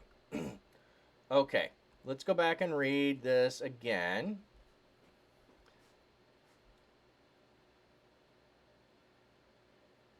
Okay. As the war continued in the house of Saul and the house of David, Abner was becoming influential in the house of Saul. Now, Saul had a concubine named Rizpah, daughter of Aiah. Ishbosheth said to Abner, "Why did you sleep with my father's concubine?" So, this sounds like a false accusation. It doesn't say he slept with her.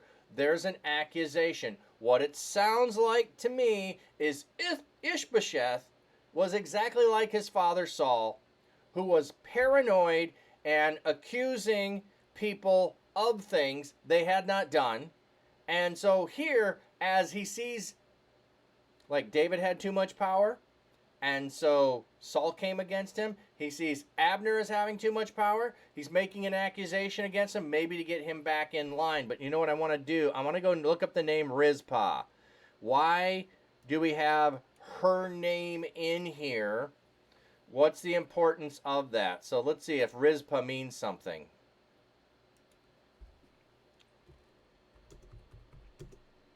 Are we in 2 Samuel 2 or 2 Samuel 3? 2 Samuel 3. I thought so. Oh, and I typed 1. Duh, that won't get me there. Okay.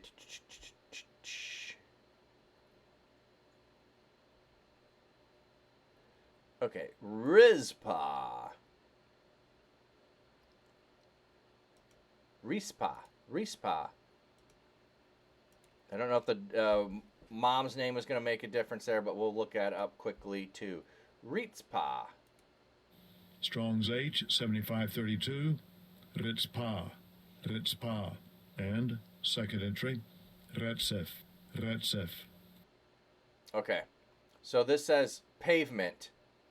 Okay, let's see what mom's name is. Falcon. Ooh, that's a cool name. Strong's H 345. Was that mom or man? No, this is dad. Sorry. Aiah.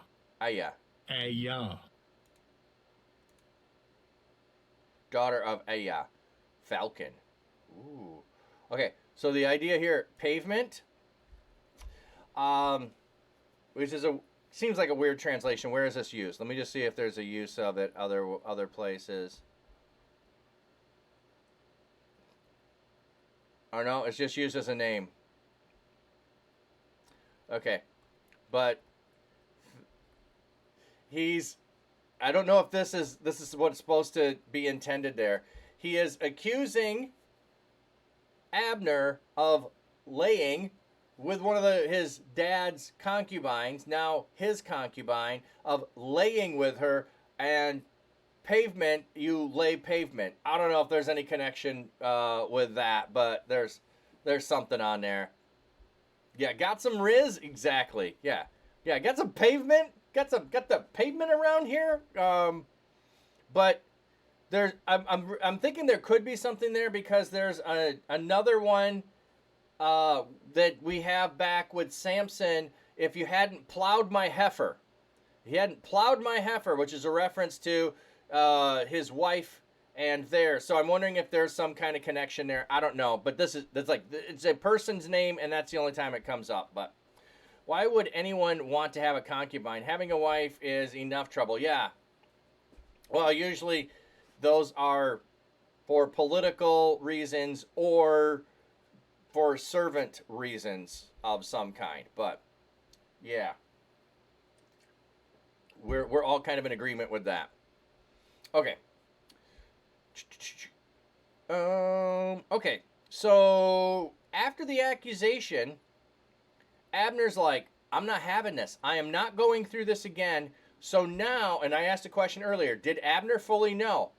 And why didn't Abner go and carry out? He went to be loyal to Saul. He was loyal to Saul. He showed his loving kindness to Saul by setting Ishbosheth up. Now Ishbosheth has turned against him, and he's like, I'm not having that. I'm not having that, bro. Okay. So I'm going to go do what God said needed to be done, and he's afraid of him. Well, you should be. You should be. BRB? All right, thanks, friend. Then Abner sent messengers to David, saying, To whom does the land belong? Make an agreement with me, and I will do whatever I can to cause Israel to turn to you. So David said, Good, I will make an agreement with you. I ask only one thing from you. You will not see my face unless you bring me Saul's daughter, Michal, when you come to visit me. The words, when you come to see my face. Oh, okay. So when you come to see my face. So you need to bring my first wife. This, again, I think we're getting an allusion back to Judges because we had what, which would make sense in the pavement reference there and the plowing my heifer reference. That there could be an allusion there. Not a direct correlation, but just thinking of, haven't we seen this story play out before with people getting involved with other people's wives and stuff? That, just saying. Yeah, we have. In the book of Judges. Doesn't turn out well. David sent messengers to Ishbosheth, son of Saul, with the demand, Give me my wife Michal, whom I acquired for 100 Philistine foreskins. By the way, he paid 200, if you don't remember that. So Ishbosheth took her from her husband, Paltiel, son of Laish. So remember, Saul gave her away when he started chasing after David. Her husband went along behind her, weeping all the way to Bahurim. Finally, Abner said to him, Go home. So he returned home. So second husband is following along while she's going back to first husband, and he's crying and moaning the whole way. And finally, Abner's like, Go home. Like you want to talk about soap operas? Here we got one. Abner advised the elders of Israel, previously you were wanting David to be your king. Act now, for the Lord has said to David, By the hand of my servant David, I will save my people Israel from the Philistines and from all their enemies. Then Abner spoke privately with the Benjamites. So he's doing all of Israel, but Benjamin is the house of Saul. He's a Benjamite. Abner also went to Hebron to inform David privately of all that Israel and the entire house of Benjamin had agreed to. When Abner, accompanied by 20 men, came to David in Hebron, David prepared a banquet for Abner and the men who were with him. Abner said to David, Let me leave so that I may go and gather all Israel to my lord the king, so that they may make an agreement with you. Then you will rule over all that you desire. So David sent Abner away, and he left in peace. Okay, so this is interesting. He sends word to David. David says, "Hey, bring my wife," and sends a letter to the king. So the king will send the wife. Abner brings it. So this is like the ruse. The ruse is I'm bringing the wife, as I was told, on the way. He's ginning up support for David. He gets there. He's made an agreement with David. What I wonder is, why does David trust Abner? Why does David trust Abner? He was so loyal. He's the one that got Ishbosheth. Why wouldn't David suspect this is a ploy of some kind? Doesn't appear that David thinks. He's just, yeah, let's have a banquet. Come on in. You're an emissary. All of this. Now, we have that he took the wife. We haven't had an introduction of her back to David, but she's been brought along, it says. Now, David's soldiers and Joab were coming back from a raid, bringing a great deal of plunder with them.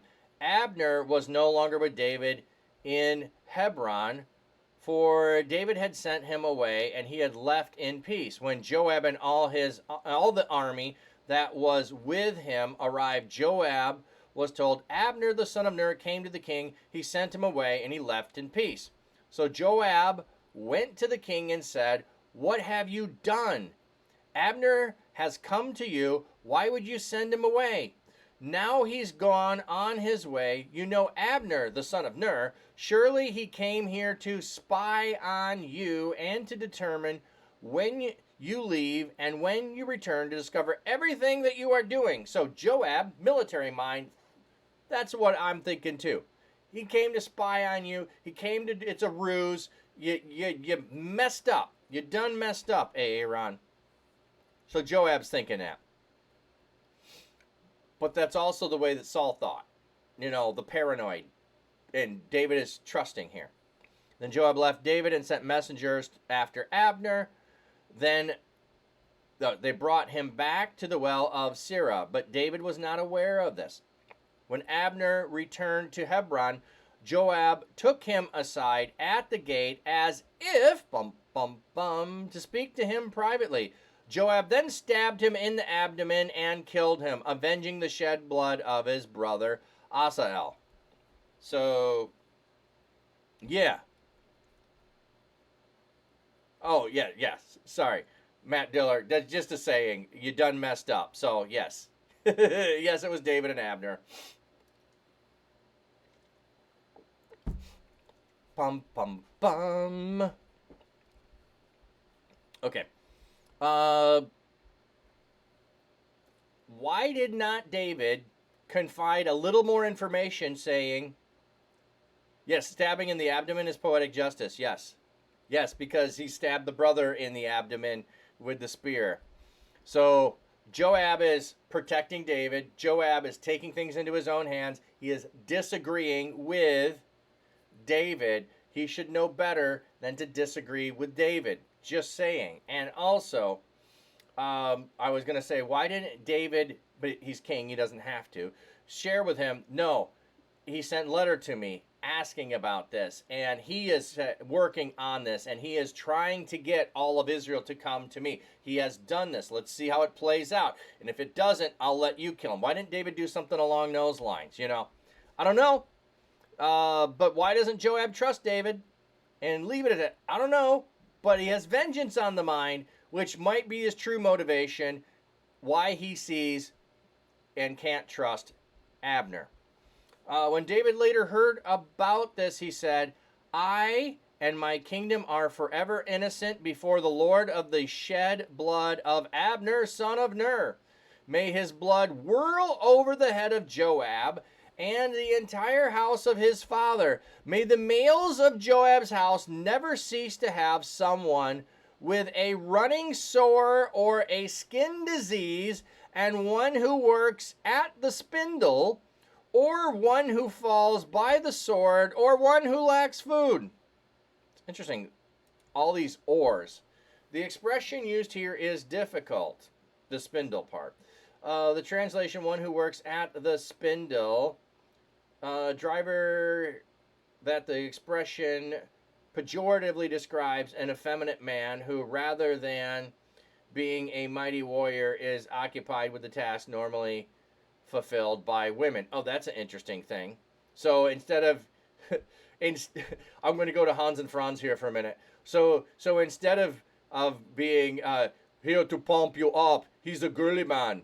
May you have a girly man in your family forever. So David pronounces a curse on him. Like my house is, when all of Israel is innocent, but not his family. So may he either have this or this or this or this. These will be the signs that God has acted against you. Let me see how many of them are. Running sores or skin disease, I'm going to count that as one.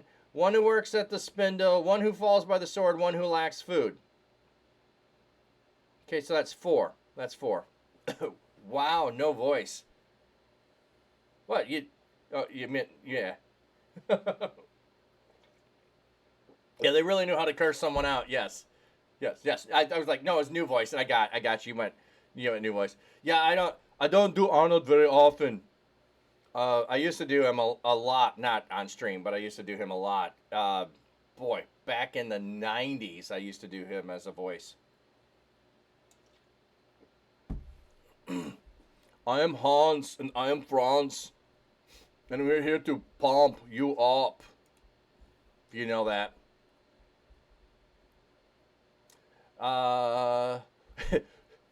Get to the temple! Get to the temple! I like how you spelled that. Yes, that's funny. The old 90s, as my kids would say.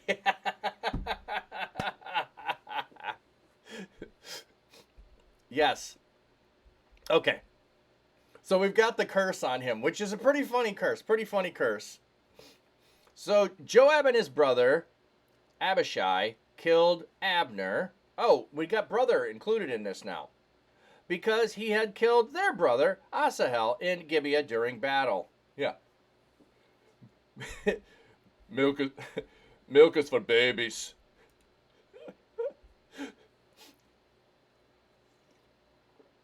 Who says Bible study can't be fun? Come on. David instructed Joab and all the people that were with him, tear your clothes, put on sackcloth, lament for Abner. Now King David followed behind the funeral pallet, so they buried Abner in Hebron. The king cried loudly over Abner's grave, and all the people wept too. The king chanted the following lament for Abner. Okay, so look at how David treats people. Neighbor, yes. He treats people. He treats his neighbor as himself. He's throwing a parade for this military powerhouse who was the right arm man that he probably served with before Saul came after him. And he's like, no, I'm treating him with the honor he deserves. He didn't deserve the death that he got. We were in agreement. We were in treaty. The treaty was broken. I'm still honoring him as if the treaty were still in place. And this is how I treat my men. So let's see what he's got. Should Abner have died like a fool? Your hands were not bound, and your feet were not put into irons. You fell the way one falls before criminals. What? Whoa, that's interesting. You fall the way one does before criminals. Defenseless. He was defenseless. He did not suspect. He did not suspect because he had made a treaty with David, and he thought David's generals would honor the treaty. They did not. All the people wept over him again. Then all the people came and encouraged David to eat food while it was still day. But David took an oath, saying, God will punish me severely if if I taste bread or anything whatsoever before the sun sets. Okay, so this is where we get one of the places where we get they fasted that day. You didn't eat during the daylight. And part of it is too, sunset is the start of a new day. So once the sun has set, a new day has started. So if you were fasting for the previous day at sunset in the Jewish Hebrew mind, the Israelite mind. Sunset is because it says the evening and the morning was the first day. Night is the start of a day. Day is the end of it. Night comes first, day comes second. So I know we have it in the middle of the night at 12 p.m. So that's when we start our day while we're in the middle of sleep and we've got darkness on both sides, light in the center of it. That's not how they did it. It's not how they did it. Okay, so it's like, no, man, I made an oath. I'm not breaking my oath. All the people noticed this and it pleased them. In fact, everything the king did pleased all the people. All the people of Israel realized on that day that killing of Abner, son of Ner, was not done by the king's instigation. Then the king said to his servants, "Do you not realize that a great leader has fallen this day in Israel? Today I am weak, even though I am anointed as king. These men, the sons of Zariah, are too much for me to bear. May the Lord punish appropriately the one who has done this evil thing." So he's already cursed them, and he's saying now before the people. He's saying now before the people. So I think the curse might have been more of a private thing to them, of a declaring in their face. Now this is at the funeral ceremony, and he's saying this. I didn't do it. The people realize it, and the king is saying, God will repay this evil. When Ishbosheth, the son of Saul, heard that Abner had died in Hebron, he was very disheartened, and all Israel was afraid. Now, Saul's son had two men who were in charge of raiding units. One of them named Baanah, and the other Rechab. Okay, I don't know what those names are. They sound interesting. Let's look them up.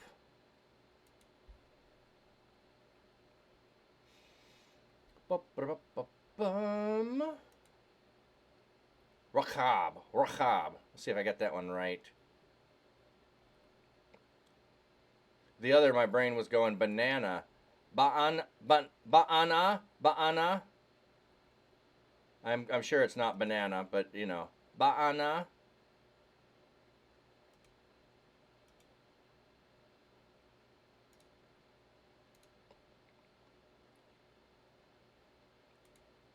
Strong's H 1196.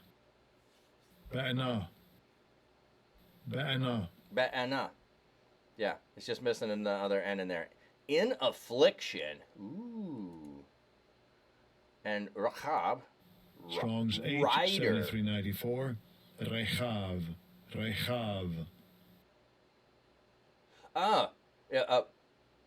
Mana means mind. Ooh, didn't know that. Interesting. I like words. Words are fun. Okay. So, don't know it's pertinent to the story here, but you look them up and you can find that sometimes. They were sons of Rimmon, the Beerothite,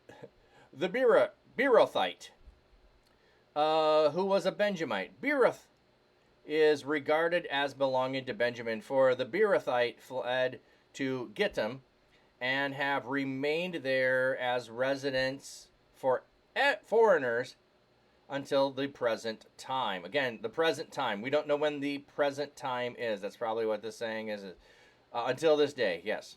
Until this day. It's written in there. So whenever this was recorded and written down and transcribed, it was still true. So you would all know this.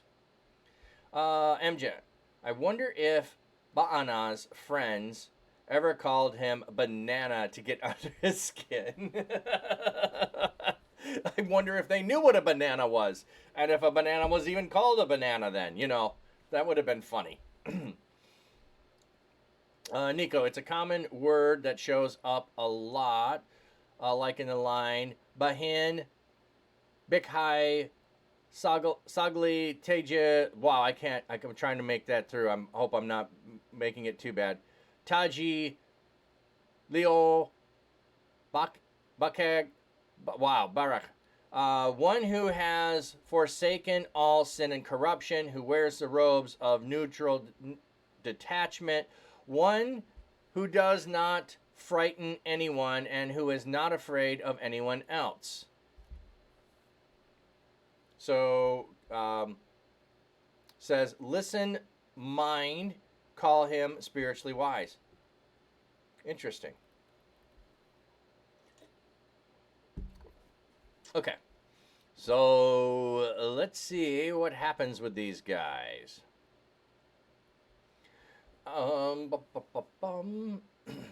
Now, Saul's son Jonathan had a son who was crippled in both feet. He was 5 years old when the news about Saul and Jonathan arrived from Jezreel. His nurse picked him up and fled, but in her haste to get away, he fell and was injured. Mephibosheth was his name. I love this name. We know we're looking up Mephibosheth. If you want a fun name for a dog, I don't know. I would say name a kid this because, you know, kids be kids and gonna make fun of people with weird names. But a pet might be, you know. So it's interesting as it says he's crippled in both legs. It sounds like it was an accident that while he was being carried, dropped by the nurse. I'm guessing either really severely or she fell on him. Strong's H 4648. Mephibosheth. Mephibosheth. Okay, so second entry.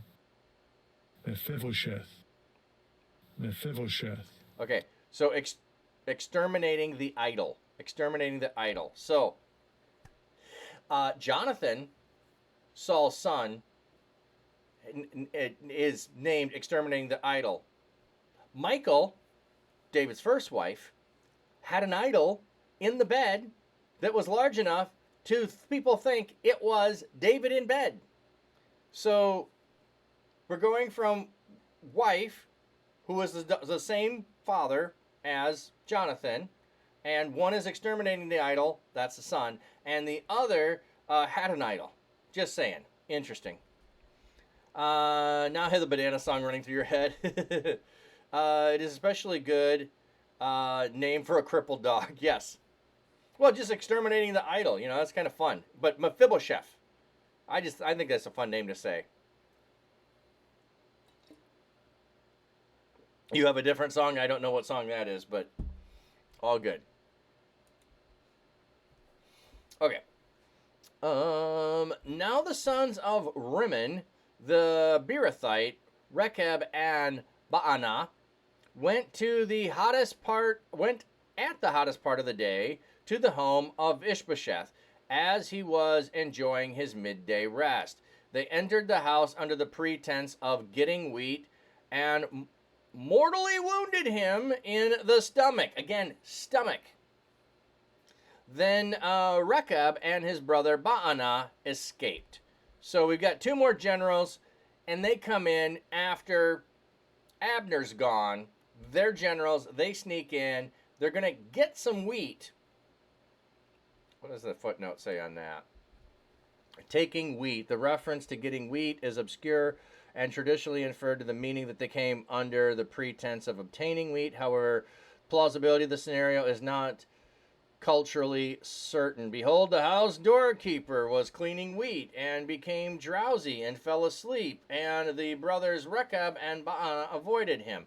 Josephus refers to the LXS with a slight expansion of the tradition. Okay, so it could say that the doorkeeper was busy with wheat and they came in is another explanation. And if you remember, Samuel is some of the worst preserved copies and the most divergent scriptures we have. So one copy says one thing, another says another. So that might be one of these things. Not the weed. You're back? Okay. Yeah. Banana gave them the slip. Oh, that's so bad. That's so bad. Okay.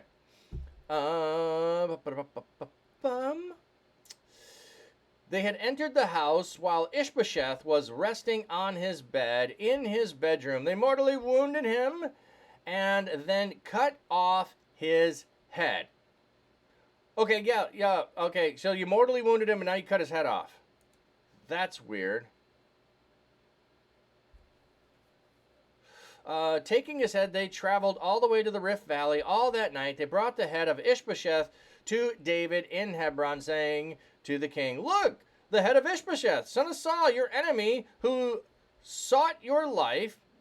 The Lord has granted vengeance to my lord, the king, this day against Saul and his descendants." How is this going to go over? We just decapitated your enemy. We brought the trophy here for you. What are you going to do? What are you going to give us? Yeah, rim shot. Could it be sweeping the floor with wheat? Ooh, interesting. I don't know. Like a wheat broom, you're thinking there? Like a straw broom? Could be. I don't know. But the thing is unless you were doing prep work with making some wheat of some kind or sweeping, this wouldn't be where you would thresh the wheat into flour or whatever. So you'd have a threshing, so it'd be outdoors. So that it's just not clear is what it looks like. Like they used to do in the old days and they still do in some places, just thinking aloud. I love the thinking out loud. Yeah, exactly. You're thinking it's like a wheat broom.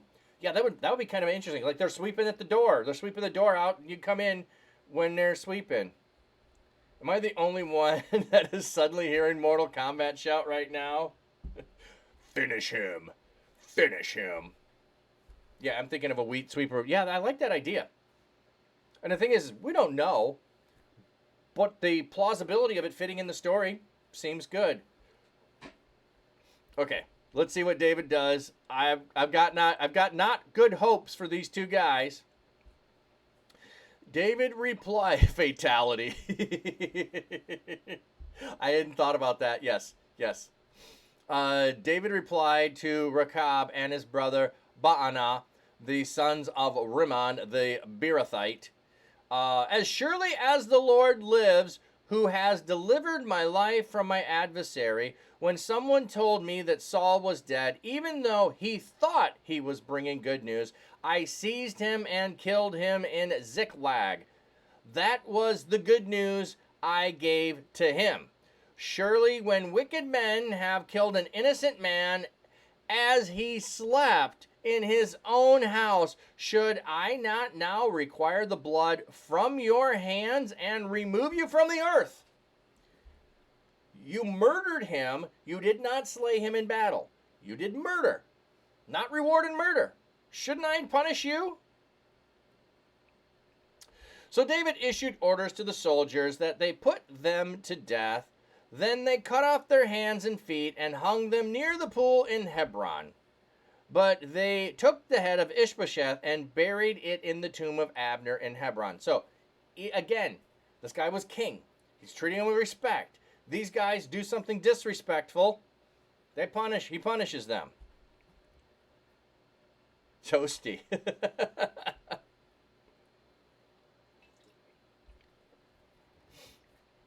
Okay. Keep going. This is...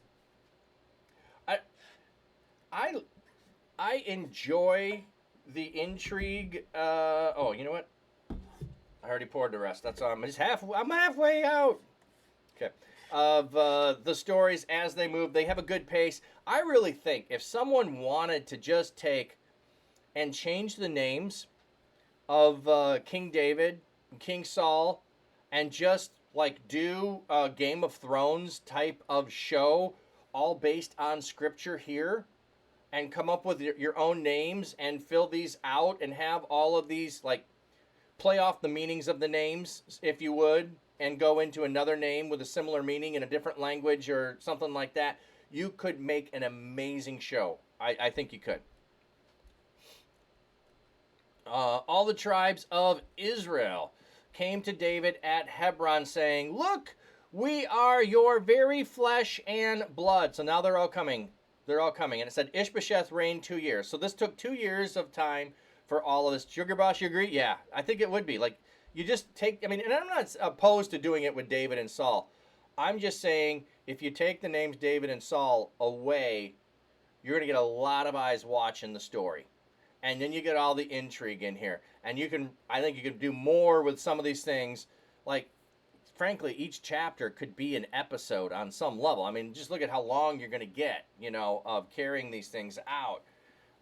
Maybe you make Samuel, into like a Merlin character or a Gandalf character, and those kinds of things. You could have some fun with this. That's not what I would be good at doing, but because I'm not going to be doing any movies or shows or any of that kind of stuff. But somebody could. I mean, I might be able to write it into a different book, but I don't know if I need to do that. If you're not making it a show, I don't know if that's beneficial. Anyway, thought done. So all of Israel has now come to David.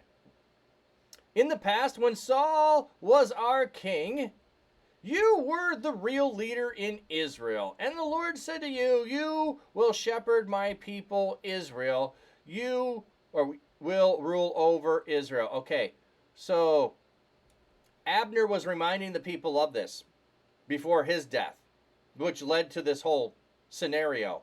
So Abner went around saying this. Now that Ishbosheth is dead, the people are realizing this. MJ. I'll give my pal Steven Spielberg a call this afternoon. I'll pitch the idea to him. That'd be great. That'd be great. I'll be an advisor on the movie. When all the leaders of Israel came to the king at Hebron, King David made an agreement with them in Hebron before the Lord. They designated David as king over Israel. David was 30 years old when he began to reign. Okay, so Ishbosheth was 40 when he began to reign. David here is 30 when he began to reign, and he reigns for 40 years. In Hebron, he reigned over Judah 7 years and 6 months, and in Jerusalem, he reigned for 33 years over Israel and Judah.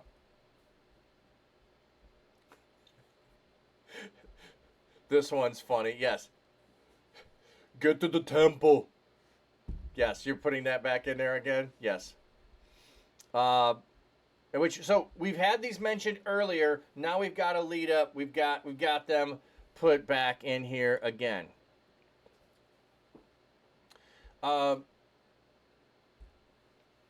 Then the king and his men advanced to Jerusalem against the Jebusites who lived in the land. So then doesn't sound like here, because Ishbosheth reigned 2 years, it said. So David's in Hebron for 7.5. So he's got to go to Jerusalem, capture Jerusalem, do some building before he moves. So he's still in Hebron. Okay, then the king and his men advanced to Jerusalem against the Jebusites who were living in the land. The Jebusites said to David, "You cannot invade this place. Even the blind and the lame will turn you back," saying, "David cannot invade this place." I'm sorry, I'm getting Monty Python, the French in the castle vibe here. That would be really, really funny. But David captured the fortress of Zion. That is the city of David. David said, "On that day, whoever attacks the Jebusites must approach the lame and the blind, who are David's enemies, by going through the water tunnel. For this reason, it is said, the blind and the lame cannot enter the palace." That reminds you of an old meme. Oh, let me pop that a second. My body is a temple. The temple. Yes. Yep, that sounds about right. Oh, get back over to here. Brave, brave, kind David. Yes. Okay, so even the blind and the lame will turn you back, saying David cannot invade this place. So it sounds like whoever attacks the Jebusites must approach the lame and the blind, who are David's enemies, by going through the water tunnel. There is some confusion among the witnesses. I guessed so. This sounded weird. Concerning this word, the katib in the call, perfect third common plural, you all know what that means, right? Referred to the Jebusites towards David. The keri in the call, passive participle construct plural, hated refers to David's attitude to the Jebusites.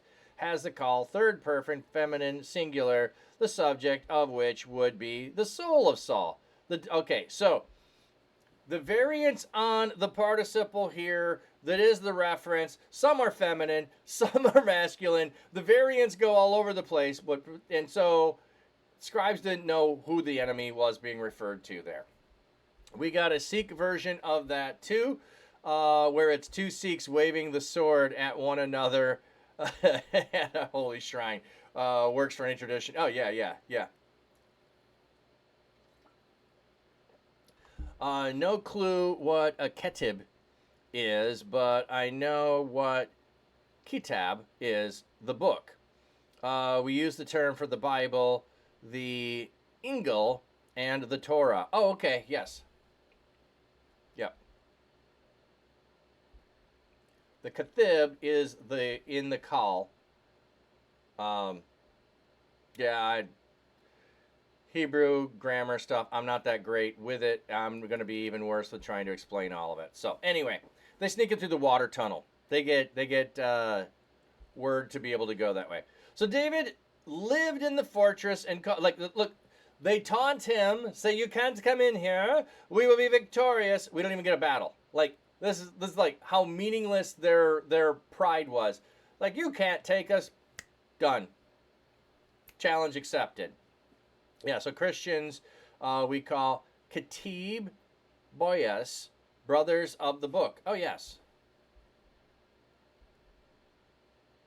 Yes, cool.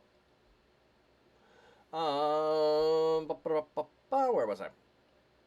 Oh, David built all around it from the terrace inward. David's powers grew steadily, for the Lord God of heaven's armies was with him.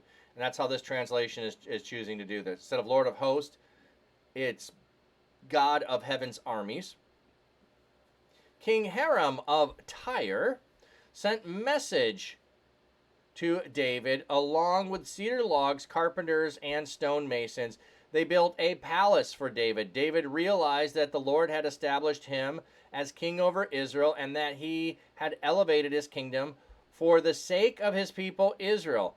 David married more concubines and wives from Jerusalem after he arrived in Hebron. Even more sons and daughters were born to David.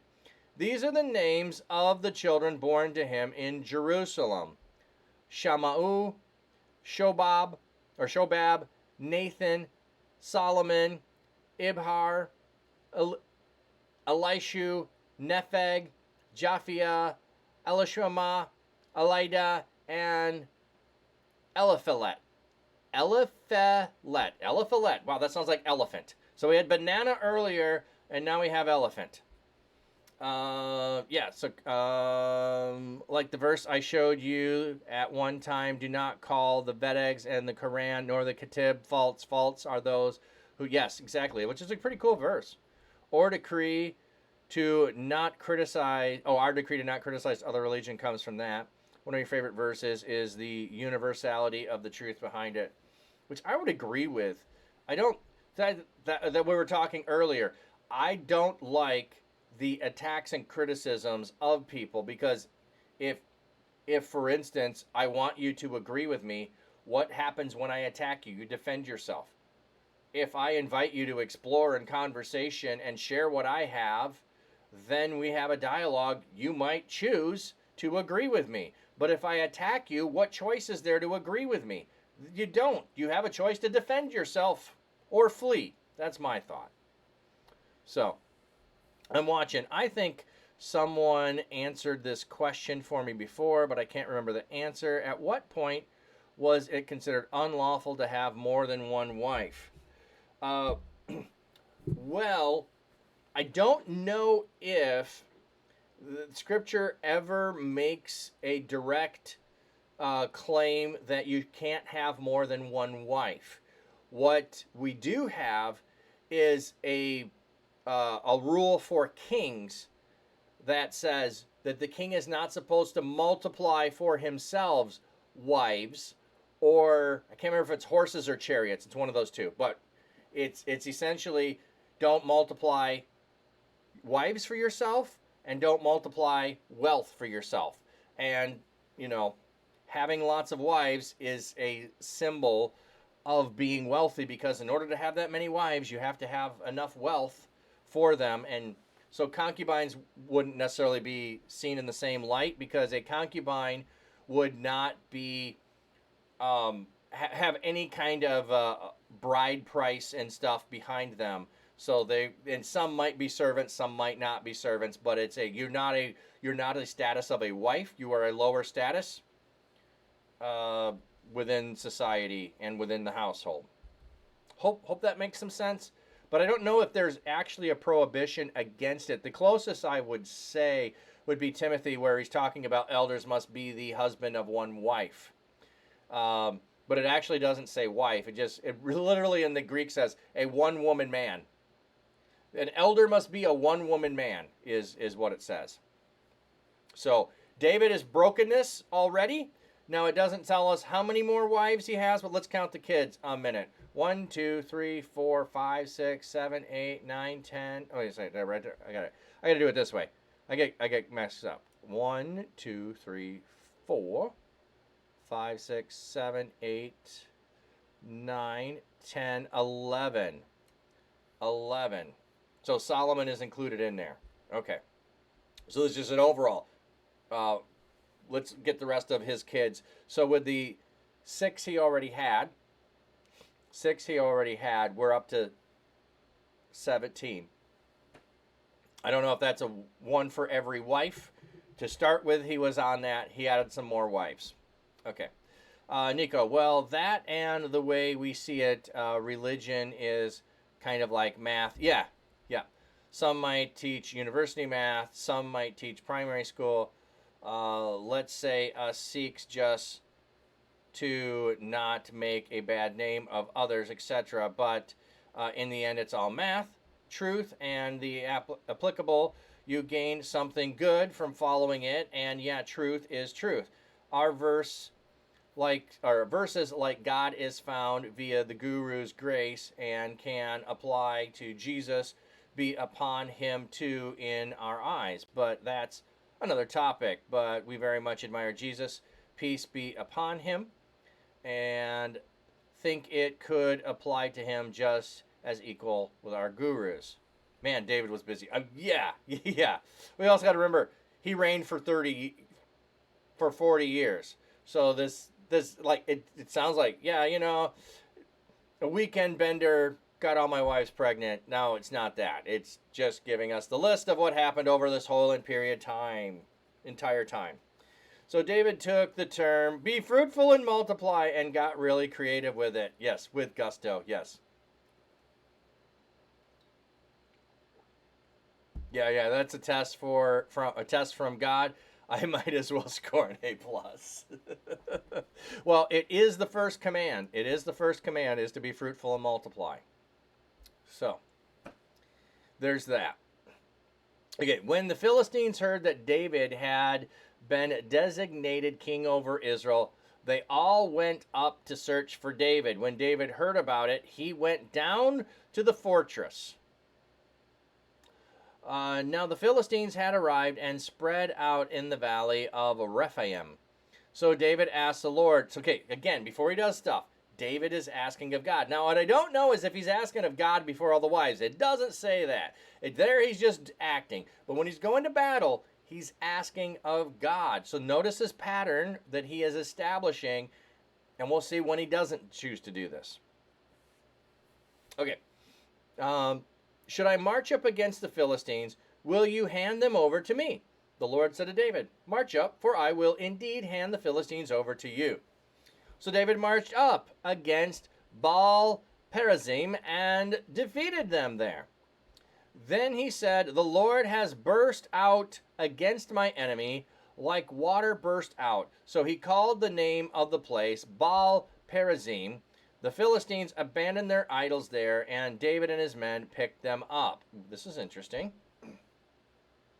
Lord of the Outburst. Ooh, that's a fun name, but it's Baal. Baal of the, not, yeah. The Philistines again came up and spread out in the valley of Rephaim. So David asked the Lord what he should do. This time the Lord said to him, "Don't march straight up. Instead, circle around behind them and come against them opposite the trees. When you hear the sound of marching in the tops of the trees, act decisively.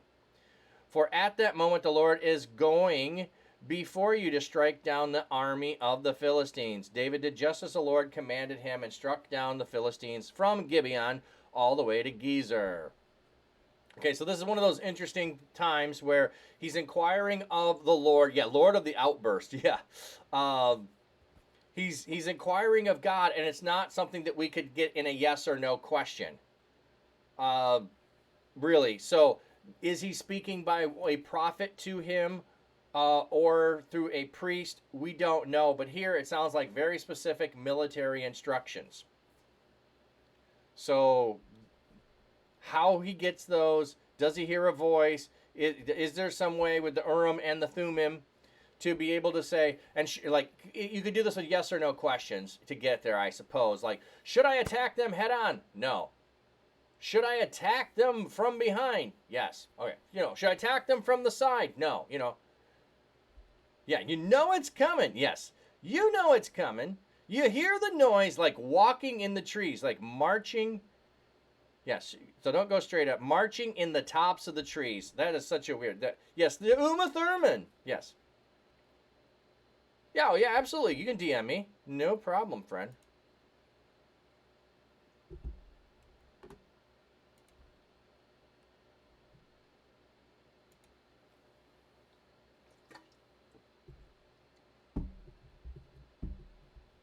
Oh, sorry. You were saying that to... sorry, I missed that it was to... I'm watching you people. You were replying. Okay. I thought you were asking me. I'm like, yeah, you know you could do that. I missed the replying to. Yeah. Slower typer and really terrible multitasker. Yeah. So am I. David again assembled all the best men of Israel, 30,000 in number. Mod of meager skills. You're just fine. I'm not looking for the skills. I'm looking for the right heart to be in the chat and to hang out with. So yeah, love that. With God, all things are possible. So jot that down. Yes. David and all his men were with him, traveled to Baalah.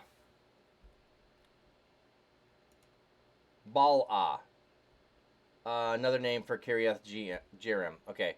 Baalah.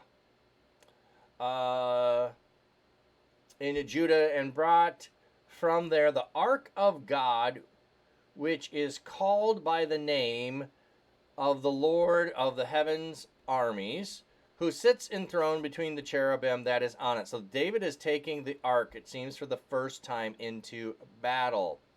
They loaded the ark of God on a new cart and carried it from the house of Abinadab, which was on the hill. Uzzah and Ahio. Oh, ad break end. Sorry, I got an ad break.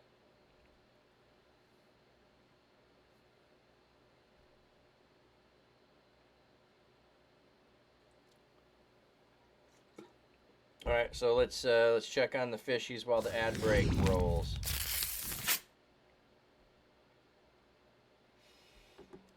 Shadows on there, can't quite see. Got too much light on the one side, so we'll switch.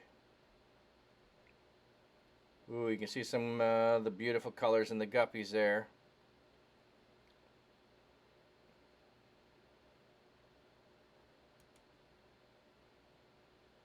Some baby koi still there.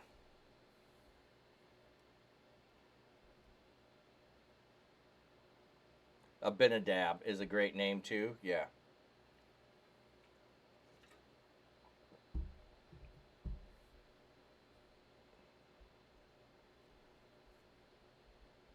Typo queen. yeah, I'm all good with that. No worries. Okay, so you were talking about a Reddit. I will not look at that now, but okay. Abinadab is a great name. Yep.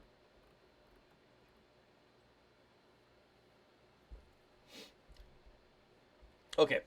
So Ahio and Uzzah, the sons of Abinadab. Oh, I need to go back to this. There you go. You can see it now.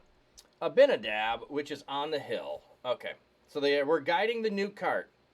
They brought it with the ark of God from the house of Abinadab on the hill. Ahio was walking in front of the ark while David and all of Israel were energetically celebrating before the Lord, singing and playing various stringed instruments, tambourines, rattles, and cymbals.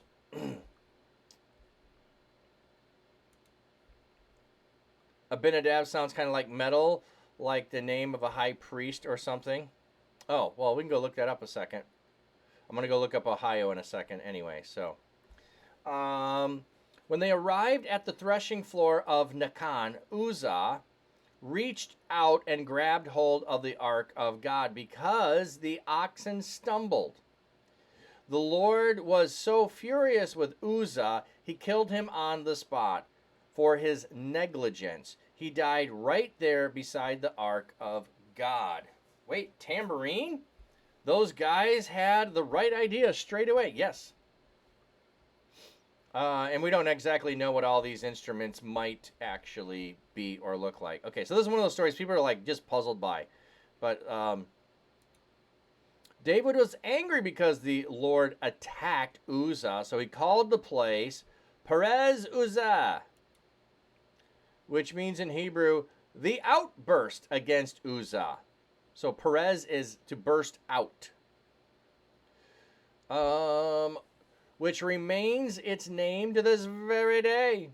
David was afraid of the Lord that day and said, "How will the ark of the Lord ever come to me?" So David was no longer willing to bring the ark of the Lord to be with him in the city of David.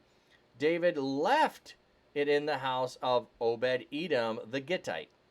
The ark of the Lord remained in the house of Obed-Edom the Gittite for 3 months. All right, we'll get to read in a little bit.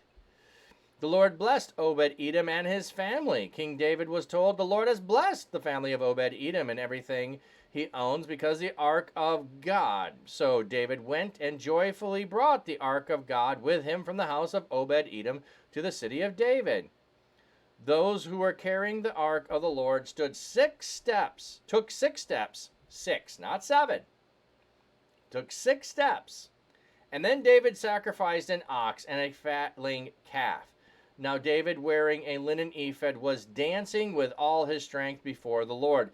David and all Israel were bringing up the ark of the Lord, shouting and blowing trumpets. Oh, you got the tambourine going. Nice. Okay, so David is taking 6 steps, not 7. It's not completing the journey. You take 6. We're going to do a sacrifice to God every step of the way. I think on some level what we have at certain times is when something new is being established, the tolerance of God to do it properly is very small.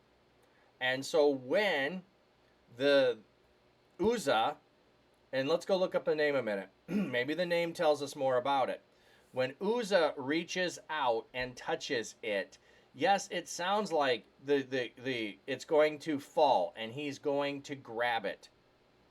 The problem is he shouldn't have been the one who was there doing this. They should have taken and gotten people who could touch it, who were the proper ones to carry it, and it doesn't look like they did that. Or these guys decided they should be the ones who were there. So let's go back and let's look up their names.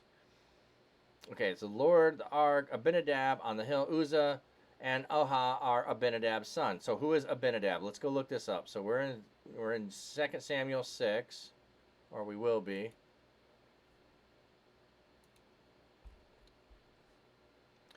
So we're in the house of Abinadab. So who is Abinadab?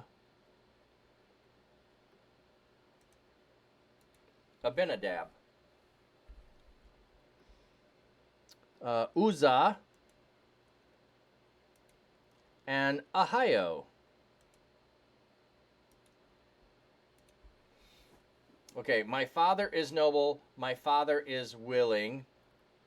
Where do we first have this? The men of Kiriath Jeatham came and they fetched the ark and they brought it to the house of Abinadab in the hill and sacrificed Eleazar his son to keep the sanctified Eleazar, not sacrificed. Sanctified Eleazar to keep the ark of the Lord. So Eleazar and his sons are the ones supposed to be doing this, not Abinadab and his sons.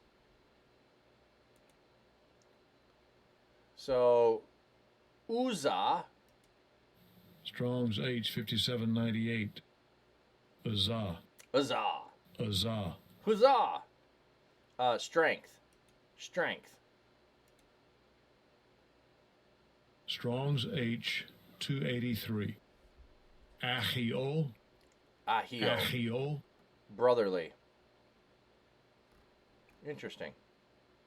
So strength and brotherly are going alongside of it. It goes to fall. Strength steps in his own strength. And it didn't turn out well. Okay, so now we got David moving it. We got caught up on chat. Who do we have coming in? Suddenly, anime kids reading folks in the morning popped in my head. Aheyo. Oh, heyo. I don't know that. I don't know anime. Sorry. But somebody else probably laughing at that. Reminds me of the first guru after the first revelation. He sang, I, the unemployed bard, has been assigned service to sing praise day and night. The bard had been summoned to the true abode by the master and thereby dressed with the honor of true adoration. The true nectar of contemplation has been my food, like a songbird thirsting for water. Those who relish true wisdom obtain contentment and peace. Like those guys kind of seem like guys that would have gone around and singing the praise of God. Oh, yeah. Love the two guys jamming on tambourines and praising God. Oh, yeah, that's really cool.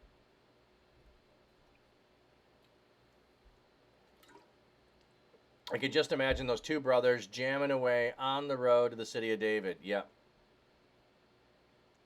Ohio. Ohio. Ohio. I don't know. I never can pronounce vowels right. Okay. So there's 6 steps, having a party. 6 steps, having a party. Okay. As the ark of the Lord entered the city of David, Saul's daughter Michal looked out the window. When she saw King David leaping and dancing before the Lord, she despised him. Okay, this is again in her heart. This is disgust. This is contempt. Like her heart was against him. Like if we kept the different places where it says all of that, you know, like duh. Yeah. But vowels are just goofy. That's all I have to say. Our guru used a lute or a sitar-like instrument, but I can imagine these two brothers be kind of the same with the tambourines, and love the mental picture of that. And all I can think about was down in Ohio. Yeah. You just read that, what I said, and realized in certain circles that could look like a little. I was basically typing a break it down phonetic. Oh, yes. I understood what you're doing. Yeah, it looked like an insult. Yes. Yeah, a little. Yeah, it looked like an insult. Yeah, a little. Typing be hard.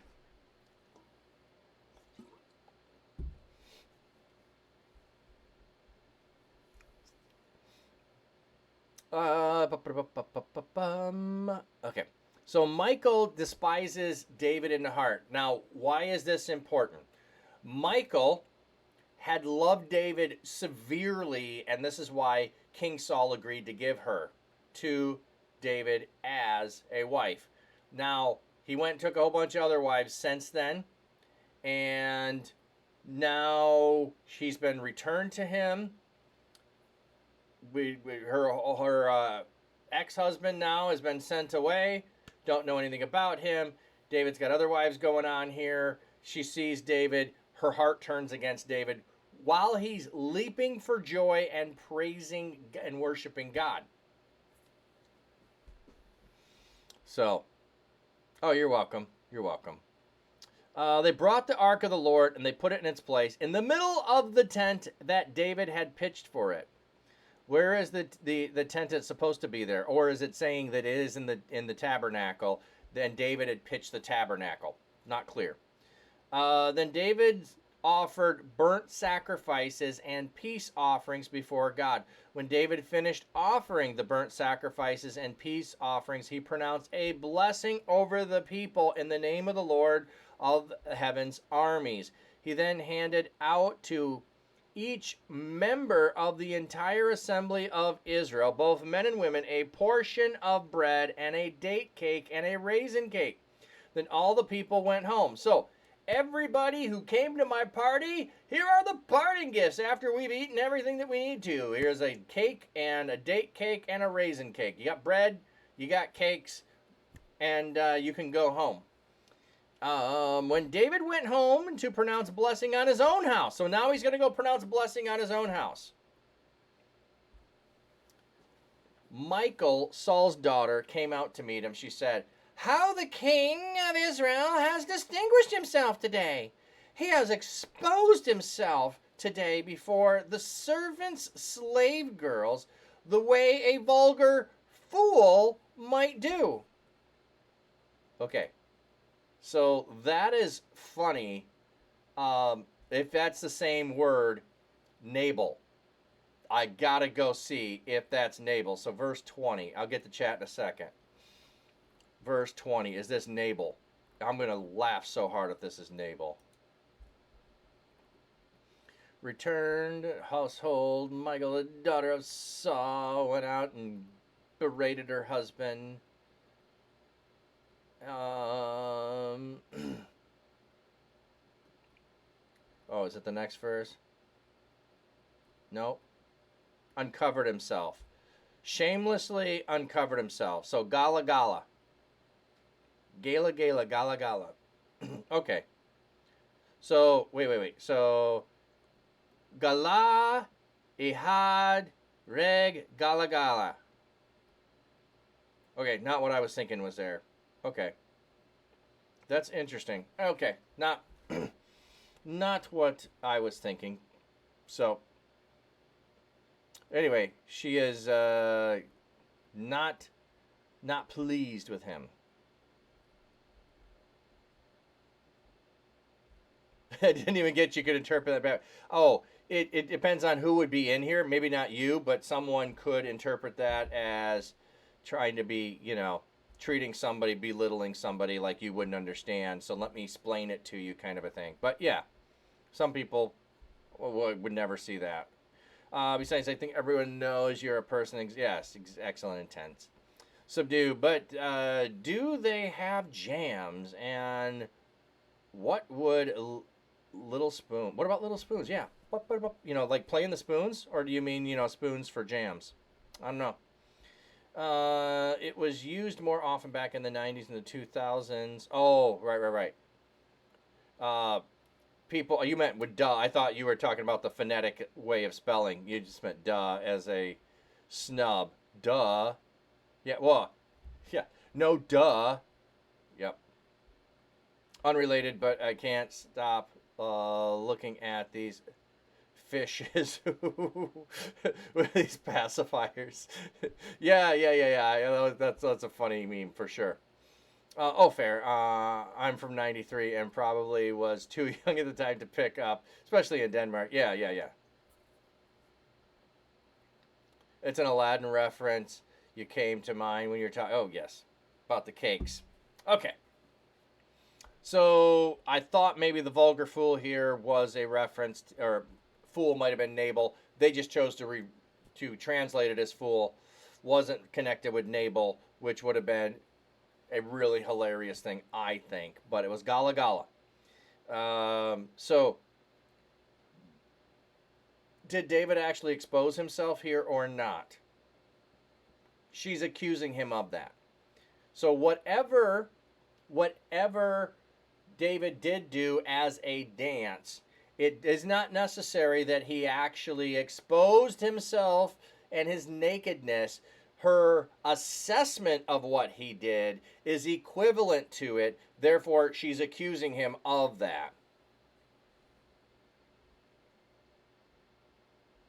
Oh, you missed Nabal? Yeah, you missed the Nabal guy? Yes, his name means fool, and he acted like a fool. That was back in 1 Samuel. So, yeah, let me stop my sidebar and pay attention. Yeah, I'm really sad because he sounds like a hoot and a half. Well, essentially, his name means fool. David watched over his men and cared for them, and then when it was time to shear sheep, he went over. David said men over and said, hey, my men protected you. We didn't take anything from you. Do you have something that you can give my men to celebrate with? And he said, I don't know who you are, David, and all of this. And David got really mad. Wife Abigail steps in, sends all these kinds of things out to David, and David is stopped from taking vengeance on Fool. And so he instead doesn't become like Fool. He is saved by Abigail from becoming that. And then after Fool parties all night long, Abigail tells him the skinny on what all was going on, and he essentially becomes comatose and dies 10 days later. So it's like his heart was gone from within him, is the language it talked about. So heart here being referenced with Michael's heart is part of what's all going on. You need to look that up. Also a great lesson in the story, of course. Fool parties all night long. Of course, he did what his name was. Yeah, and he acted like a fool. He disrespected the king. So I thought maybe there was pulling in there, but there's still definitely the connection of the heart of Abigail, the heart of David, the heart of Michael, where her heart used to be in one direction. Now it is against David. Okay. David replied to Michael, it was before the Lord. I was celebrating before the Lord, who chose me over your father and his entire family and appointed me as leader over the Lord's people, Israel. I am willing to shame and humiliate myself even more than this. But with the slave girls whom you mentioned, let me be distinguished. Now Michal, Saul's daughter, had no children on the day of her death. So, backhanded, hey, your father's household is gone. And then we get, I think, a mention here meaning they never had relations again. She already had no kids, and she wasn't getting any. She wasn't going to have any. He wasn't going to honor her after she dishonored him. So, but I like David's willingness here to shame and humiliate himself to honor God. She thought it was beneath a king to do such a thing. So, in essence, making him equal with slaves is how she was seeing him. And he's saying, I'll be distinguished among them. I'm fine with that. I don't need to be elevated. And, BT Dubs, remember, I was chosen over your dad's house. So, there's that. Because the way your dad did it didn't honor God. Hello. Which also, by the way, was why you fell in love with me, if I remember. So there is really some, the relationship is dead. Let me just put it that way. She acts against David. David responds, and like this, the end of the relationship. Attentive Bible study mode activated. Ooh, that's nice.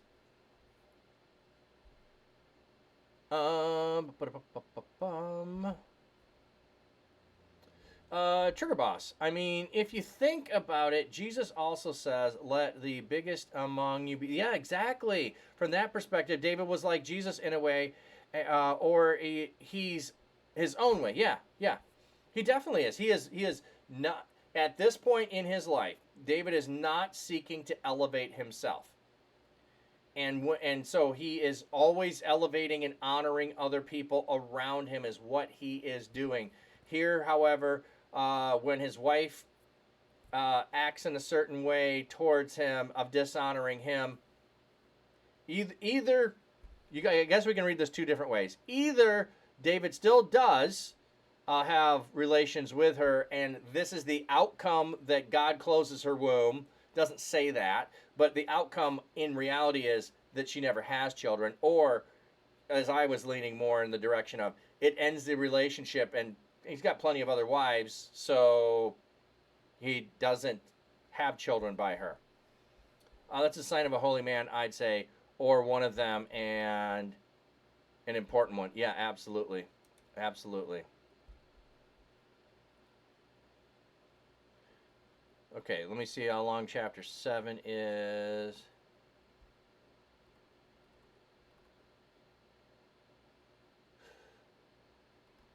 Okay, I think we'll end there. I think we'll end there today. We're a little longer than normal, but I like where that kind of ends. We have the ark has been brought in to Jerusalem. He's captured Jerusalem. We got David's kingdom firmly established there. Let's see. So this was saying 3, so we are through 6. So I'm just going to put...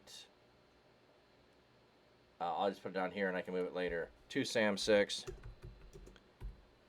Cross that out. And then I know where we're left off. And we'll cross all of these off. And we'll be starting Acts. Well, I'll see where we're caught up. I'll get these filled out. I'll see where we are with Samuel. But maybe we'll start the book of Acts tomorrow.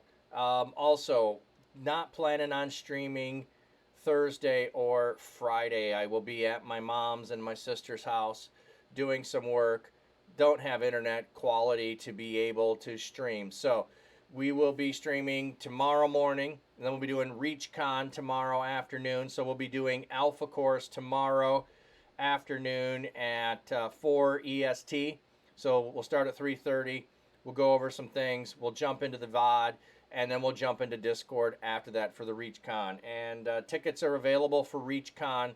If you'd like to go and meet up with a bunch of streamers, I think there are 50 at this point in total who are streaming and are doing the Alpha Course, and will be in Orlando in September. You can go get tickets to that if you want to be there and meet up with me or any of the other streamers who will be there.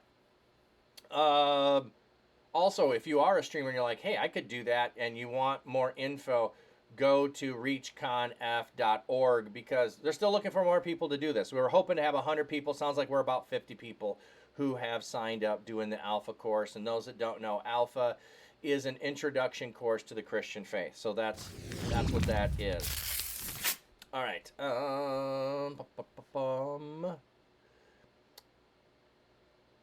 Rob Key Raja Money Sir. Okay, I can't quite get all those. I try. I hope I'm not. Okay, I'll just read your translation. As he submits to God's will and surrenders to the Creator, he is rid of selfishness and conceit. And when knock, he is merciful to all being. Only then shall he be called a man of God. Reminds me of that. Yeah, I see how you're. That would definitely. Well, okay. Yeah, I was thinking I was going to be gone the beginning half of the week because my wife is gone, and it would be easier. It would be nicer to do it that way. It just didn't work in my schedule to do it that way. Nico, love as always, Pastor. Appreciate you being here on Twitch. Great, positive representation and wonderful guy. Thank you. I appreciate it. Thanks for having us as always, and a great stream, of course, just in case you forget. I appreciate that. Wish your wife also a lovely day. Well, she's not home, so but yes, I I will hope she has a lovely day. She's doing orientation right now, not for a new job, but for a new placement. And anyway, it's complicated. Matt, thanks for the stream. Is ReachCon a yearly conference? It may become that. This is the first year they're trying to do it. They're the first year they're trying to do it. Butterfly still looking good too. Oh, thank you, thank you. If you missed it, last month we did all the subs, and you can go look at VODs or post in Discord. And I painted. I'm not a painter, but we made a butterfly, and representing mental health and how there still can be beauty even if you struggle with mental health. So, but ReachCon, I think the hope is to become an annual conference. If you go to the website, you can get more info about how to participate or just show up at it. There'll be gaming events that are there. There'll be speakers that are there. There'll be meetup events that are there. All the food is free. I have tickets that I can give away for free. So if you plan to go, DM me. You'll just have to get to Orlando and have a place to stay. So, 100 biddies. Thank you, friend. Thank you, friend. Us with mental health struggles appreciate that. Yeah. I think it's important to talk about it freely and openly so that it doesn't have to be hidden, no matter what it is. I'm watching great Bible study. Always cool to be able to express what I'm feeling. I know. I love that part about doing it this way, which I can't do in a sermon very easily. No matter how goofy it may look. In a way that says I'm hearing you and I'm just chiming in on the Bible, and yeah, that's how I feel that too. Exactly. Doesn't matter like how you are doing that. Anyway, K9 Gizmo, hey, welcome in. Been lurking, appreciate it. On a side note to you, thank you for contributing to this stream, being such a warm and fun place. You had some really fun, witty, and good comments today, and really attributed to the vibe in here. Yes, absolutely. I've got amazing mods that do that. So, we were going DJ Prophet. Is that right? Is that right? If I remember right, for the raid today.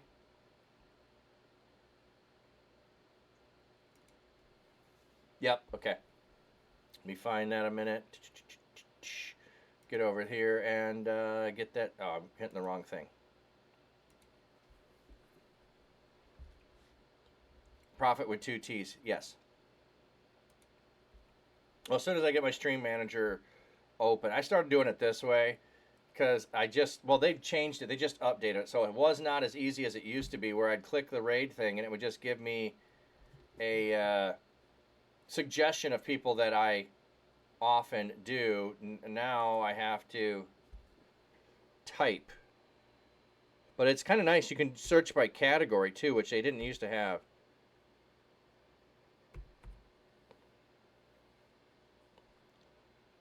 My problem is when people have underscores, I can never remember the underscores and where to put them. So yeah, the new raid tool is weird. Don't know how I feel about it. I think if you don't know who you're looking for and you want a category, like, hey, we're playing this game, I want to see if someone's doing that, let's raid someone doing that, it could be good to find new people that way. Otherwise, when it was doing it before of here's some people that you know and you've raided, it's kind of nice the old way. But, yeah, I don't know. I'll get used to it, I guess. Subdue, we can get that set up on your Stream Deck to make it easier for you to raid. Oh, yeah, I know how to... It's more a matter of time than anything on setting stuff up. But, yeah, you're right. I could do that. All right, let me send you off with a blessing. So let me get that going. The raid and then the blessing. So, may God's seeking comfort find you. May his loving arms bind you. May his might protect you. May his wisdom direct you. May the joyous love of Jesus Christ be with you and all those you know, both now and forevermore. Amen. Thank you all for being here, for hanging out, for all the fun we had, all the subs, all the bits, all the tips, all the donos. What a great, great way to start the week off. Appreciate you all. Love all of you. Thank you for being here.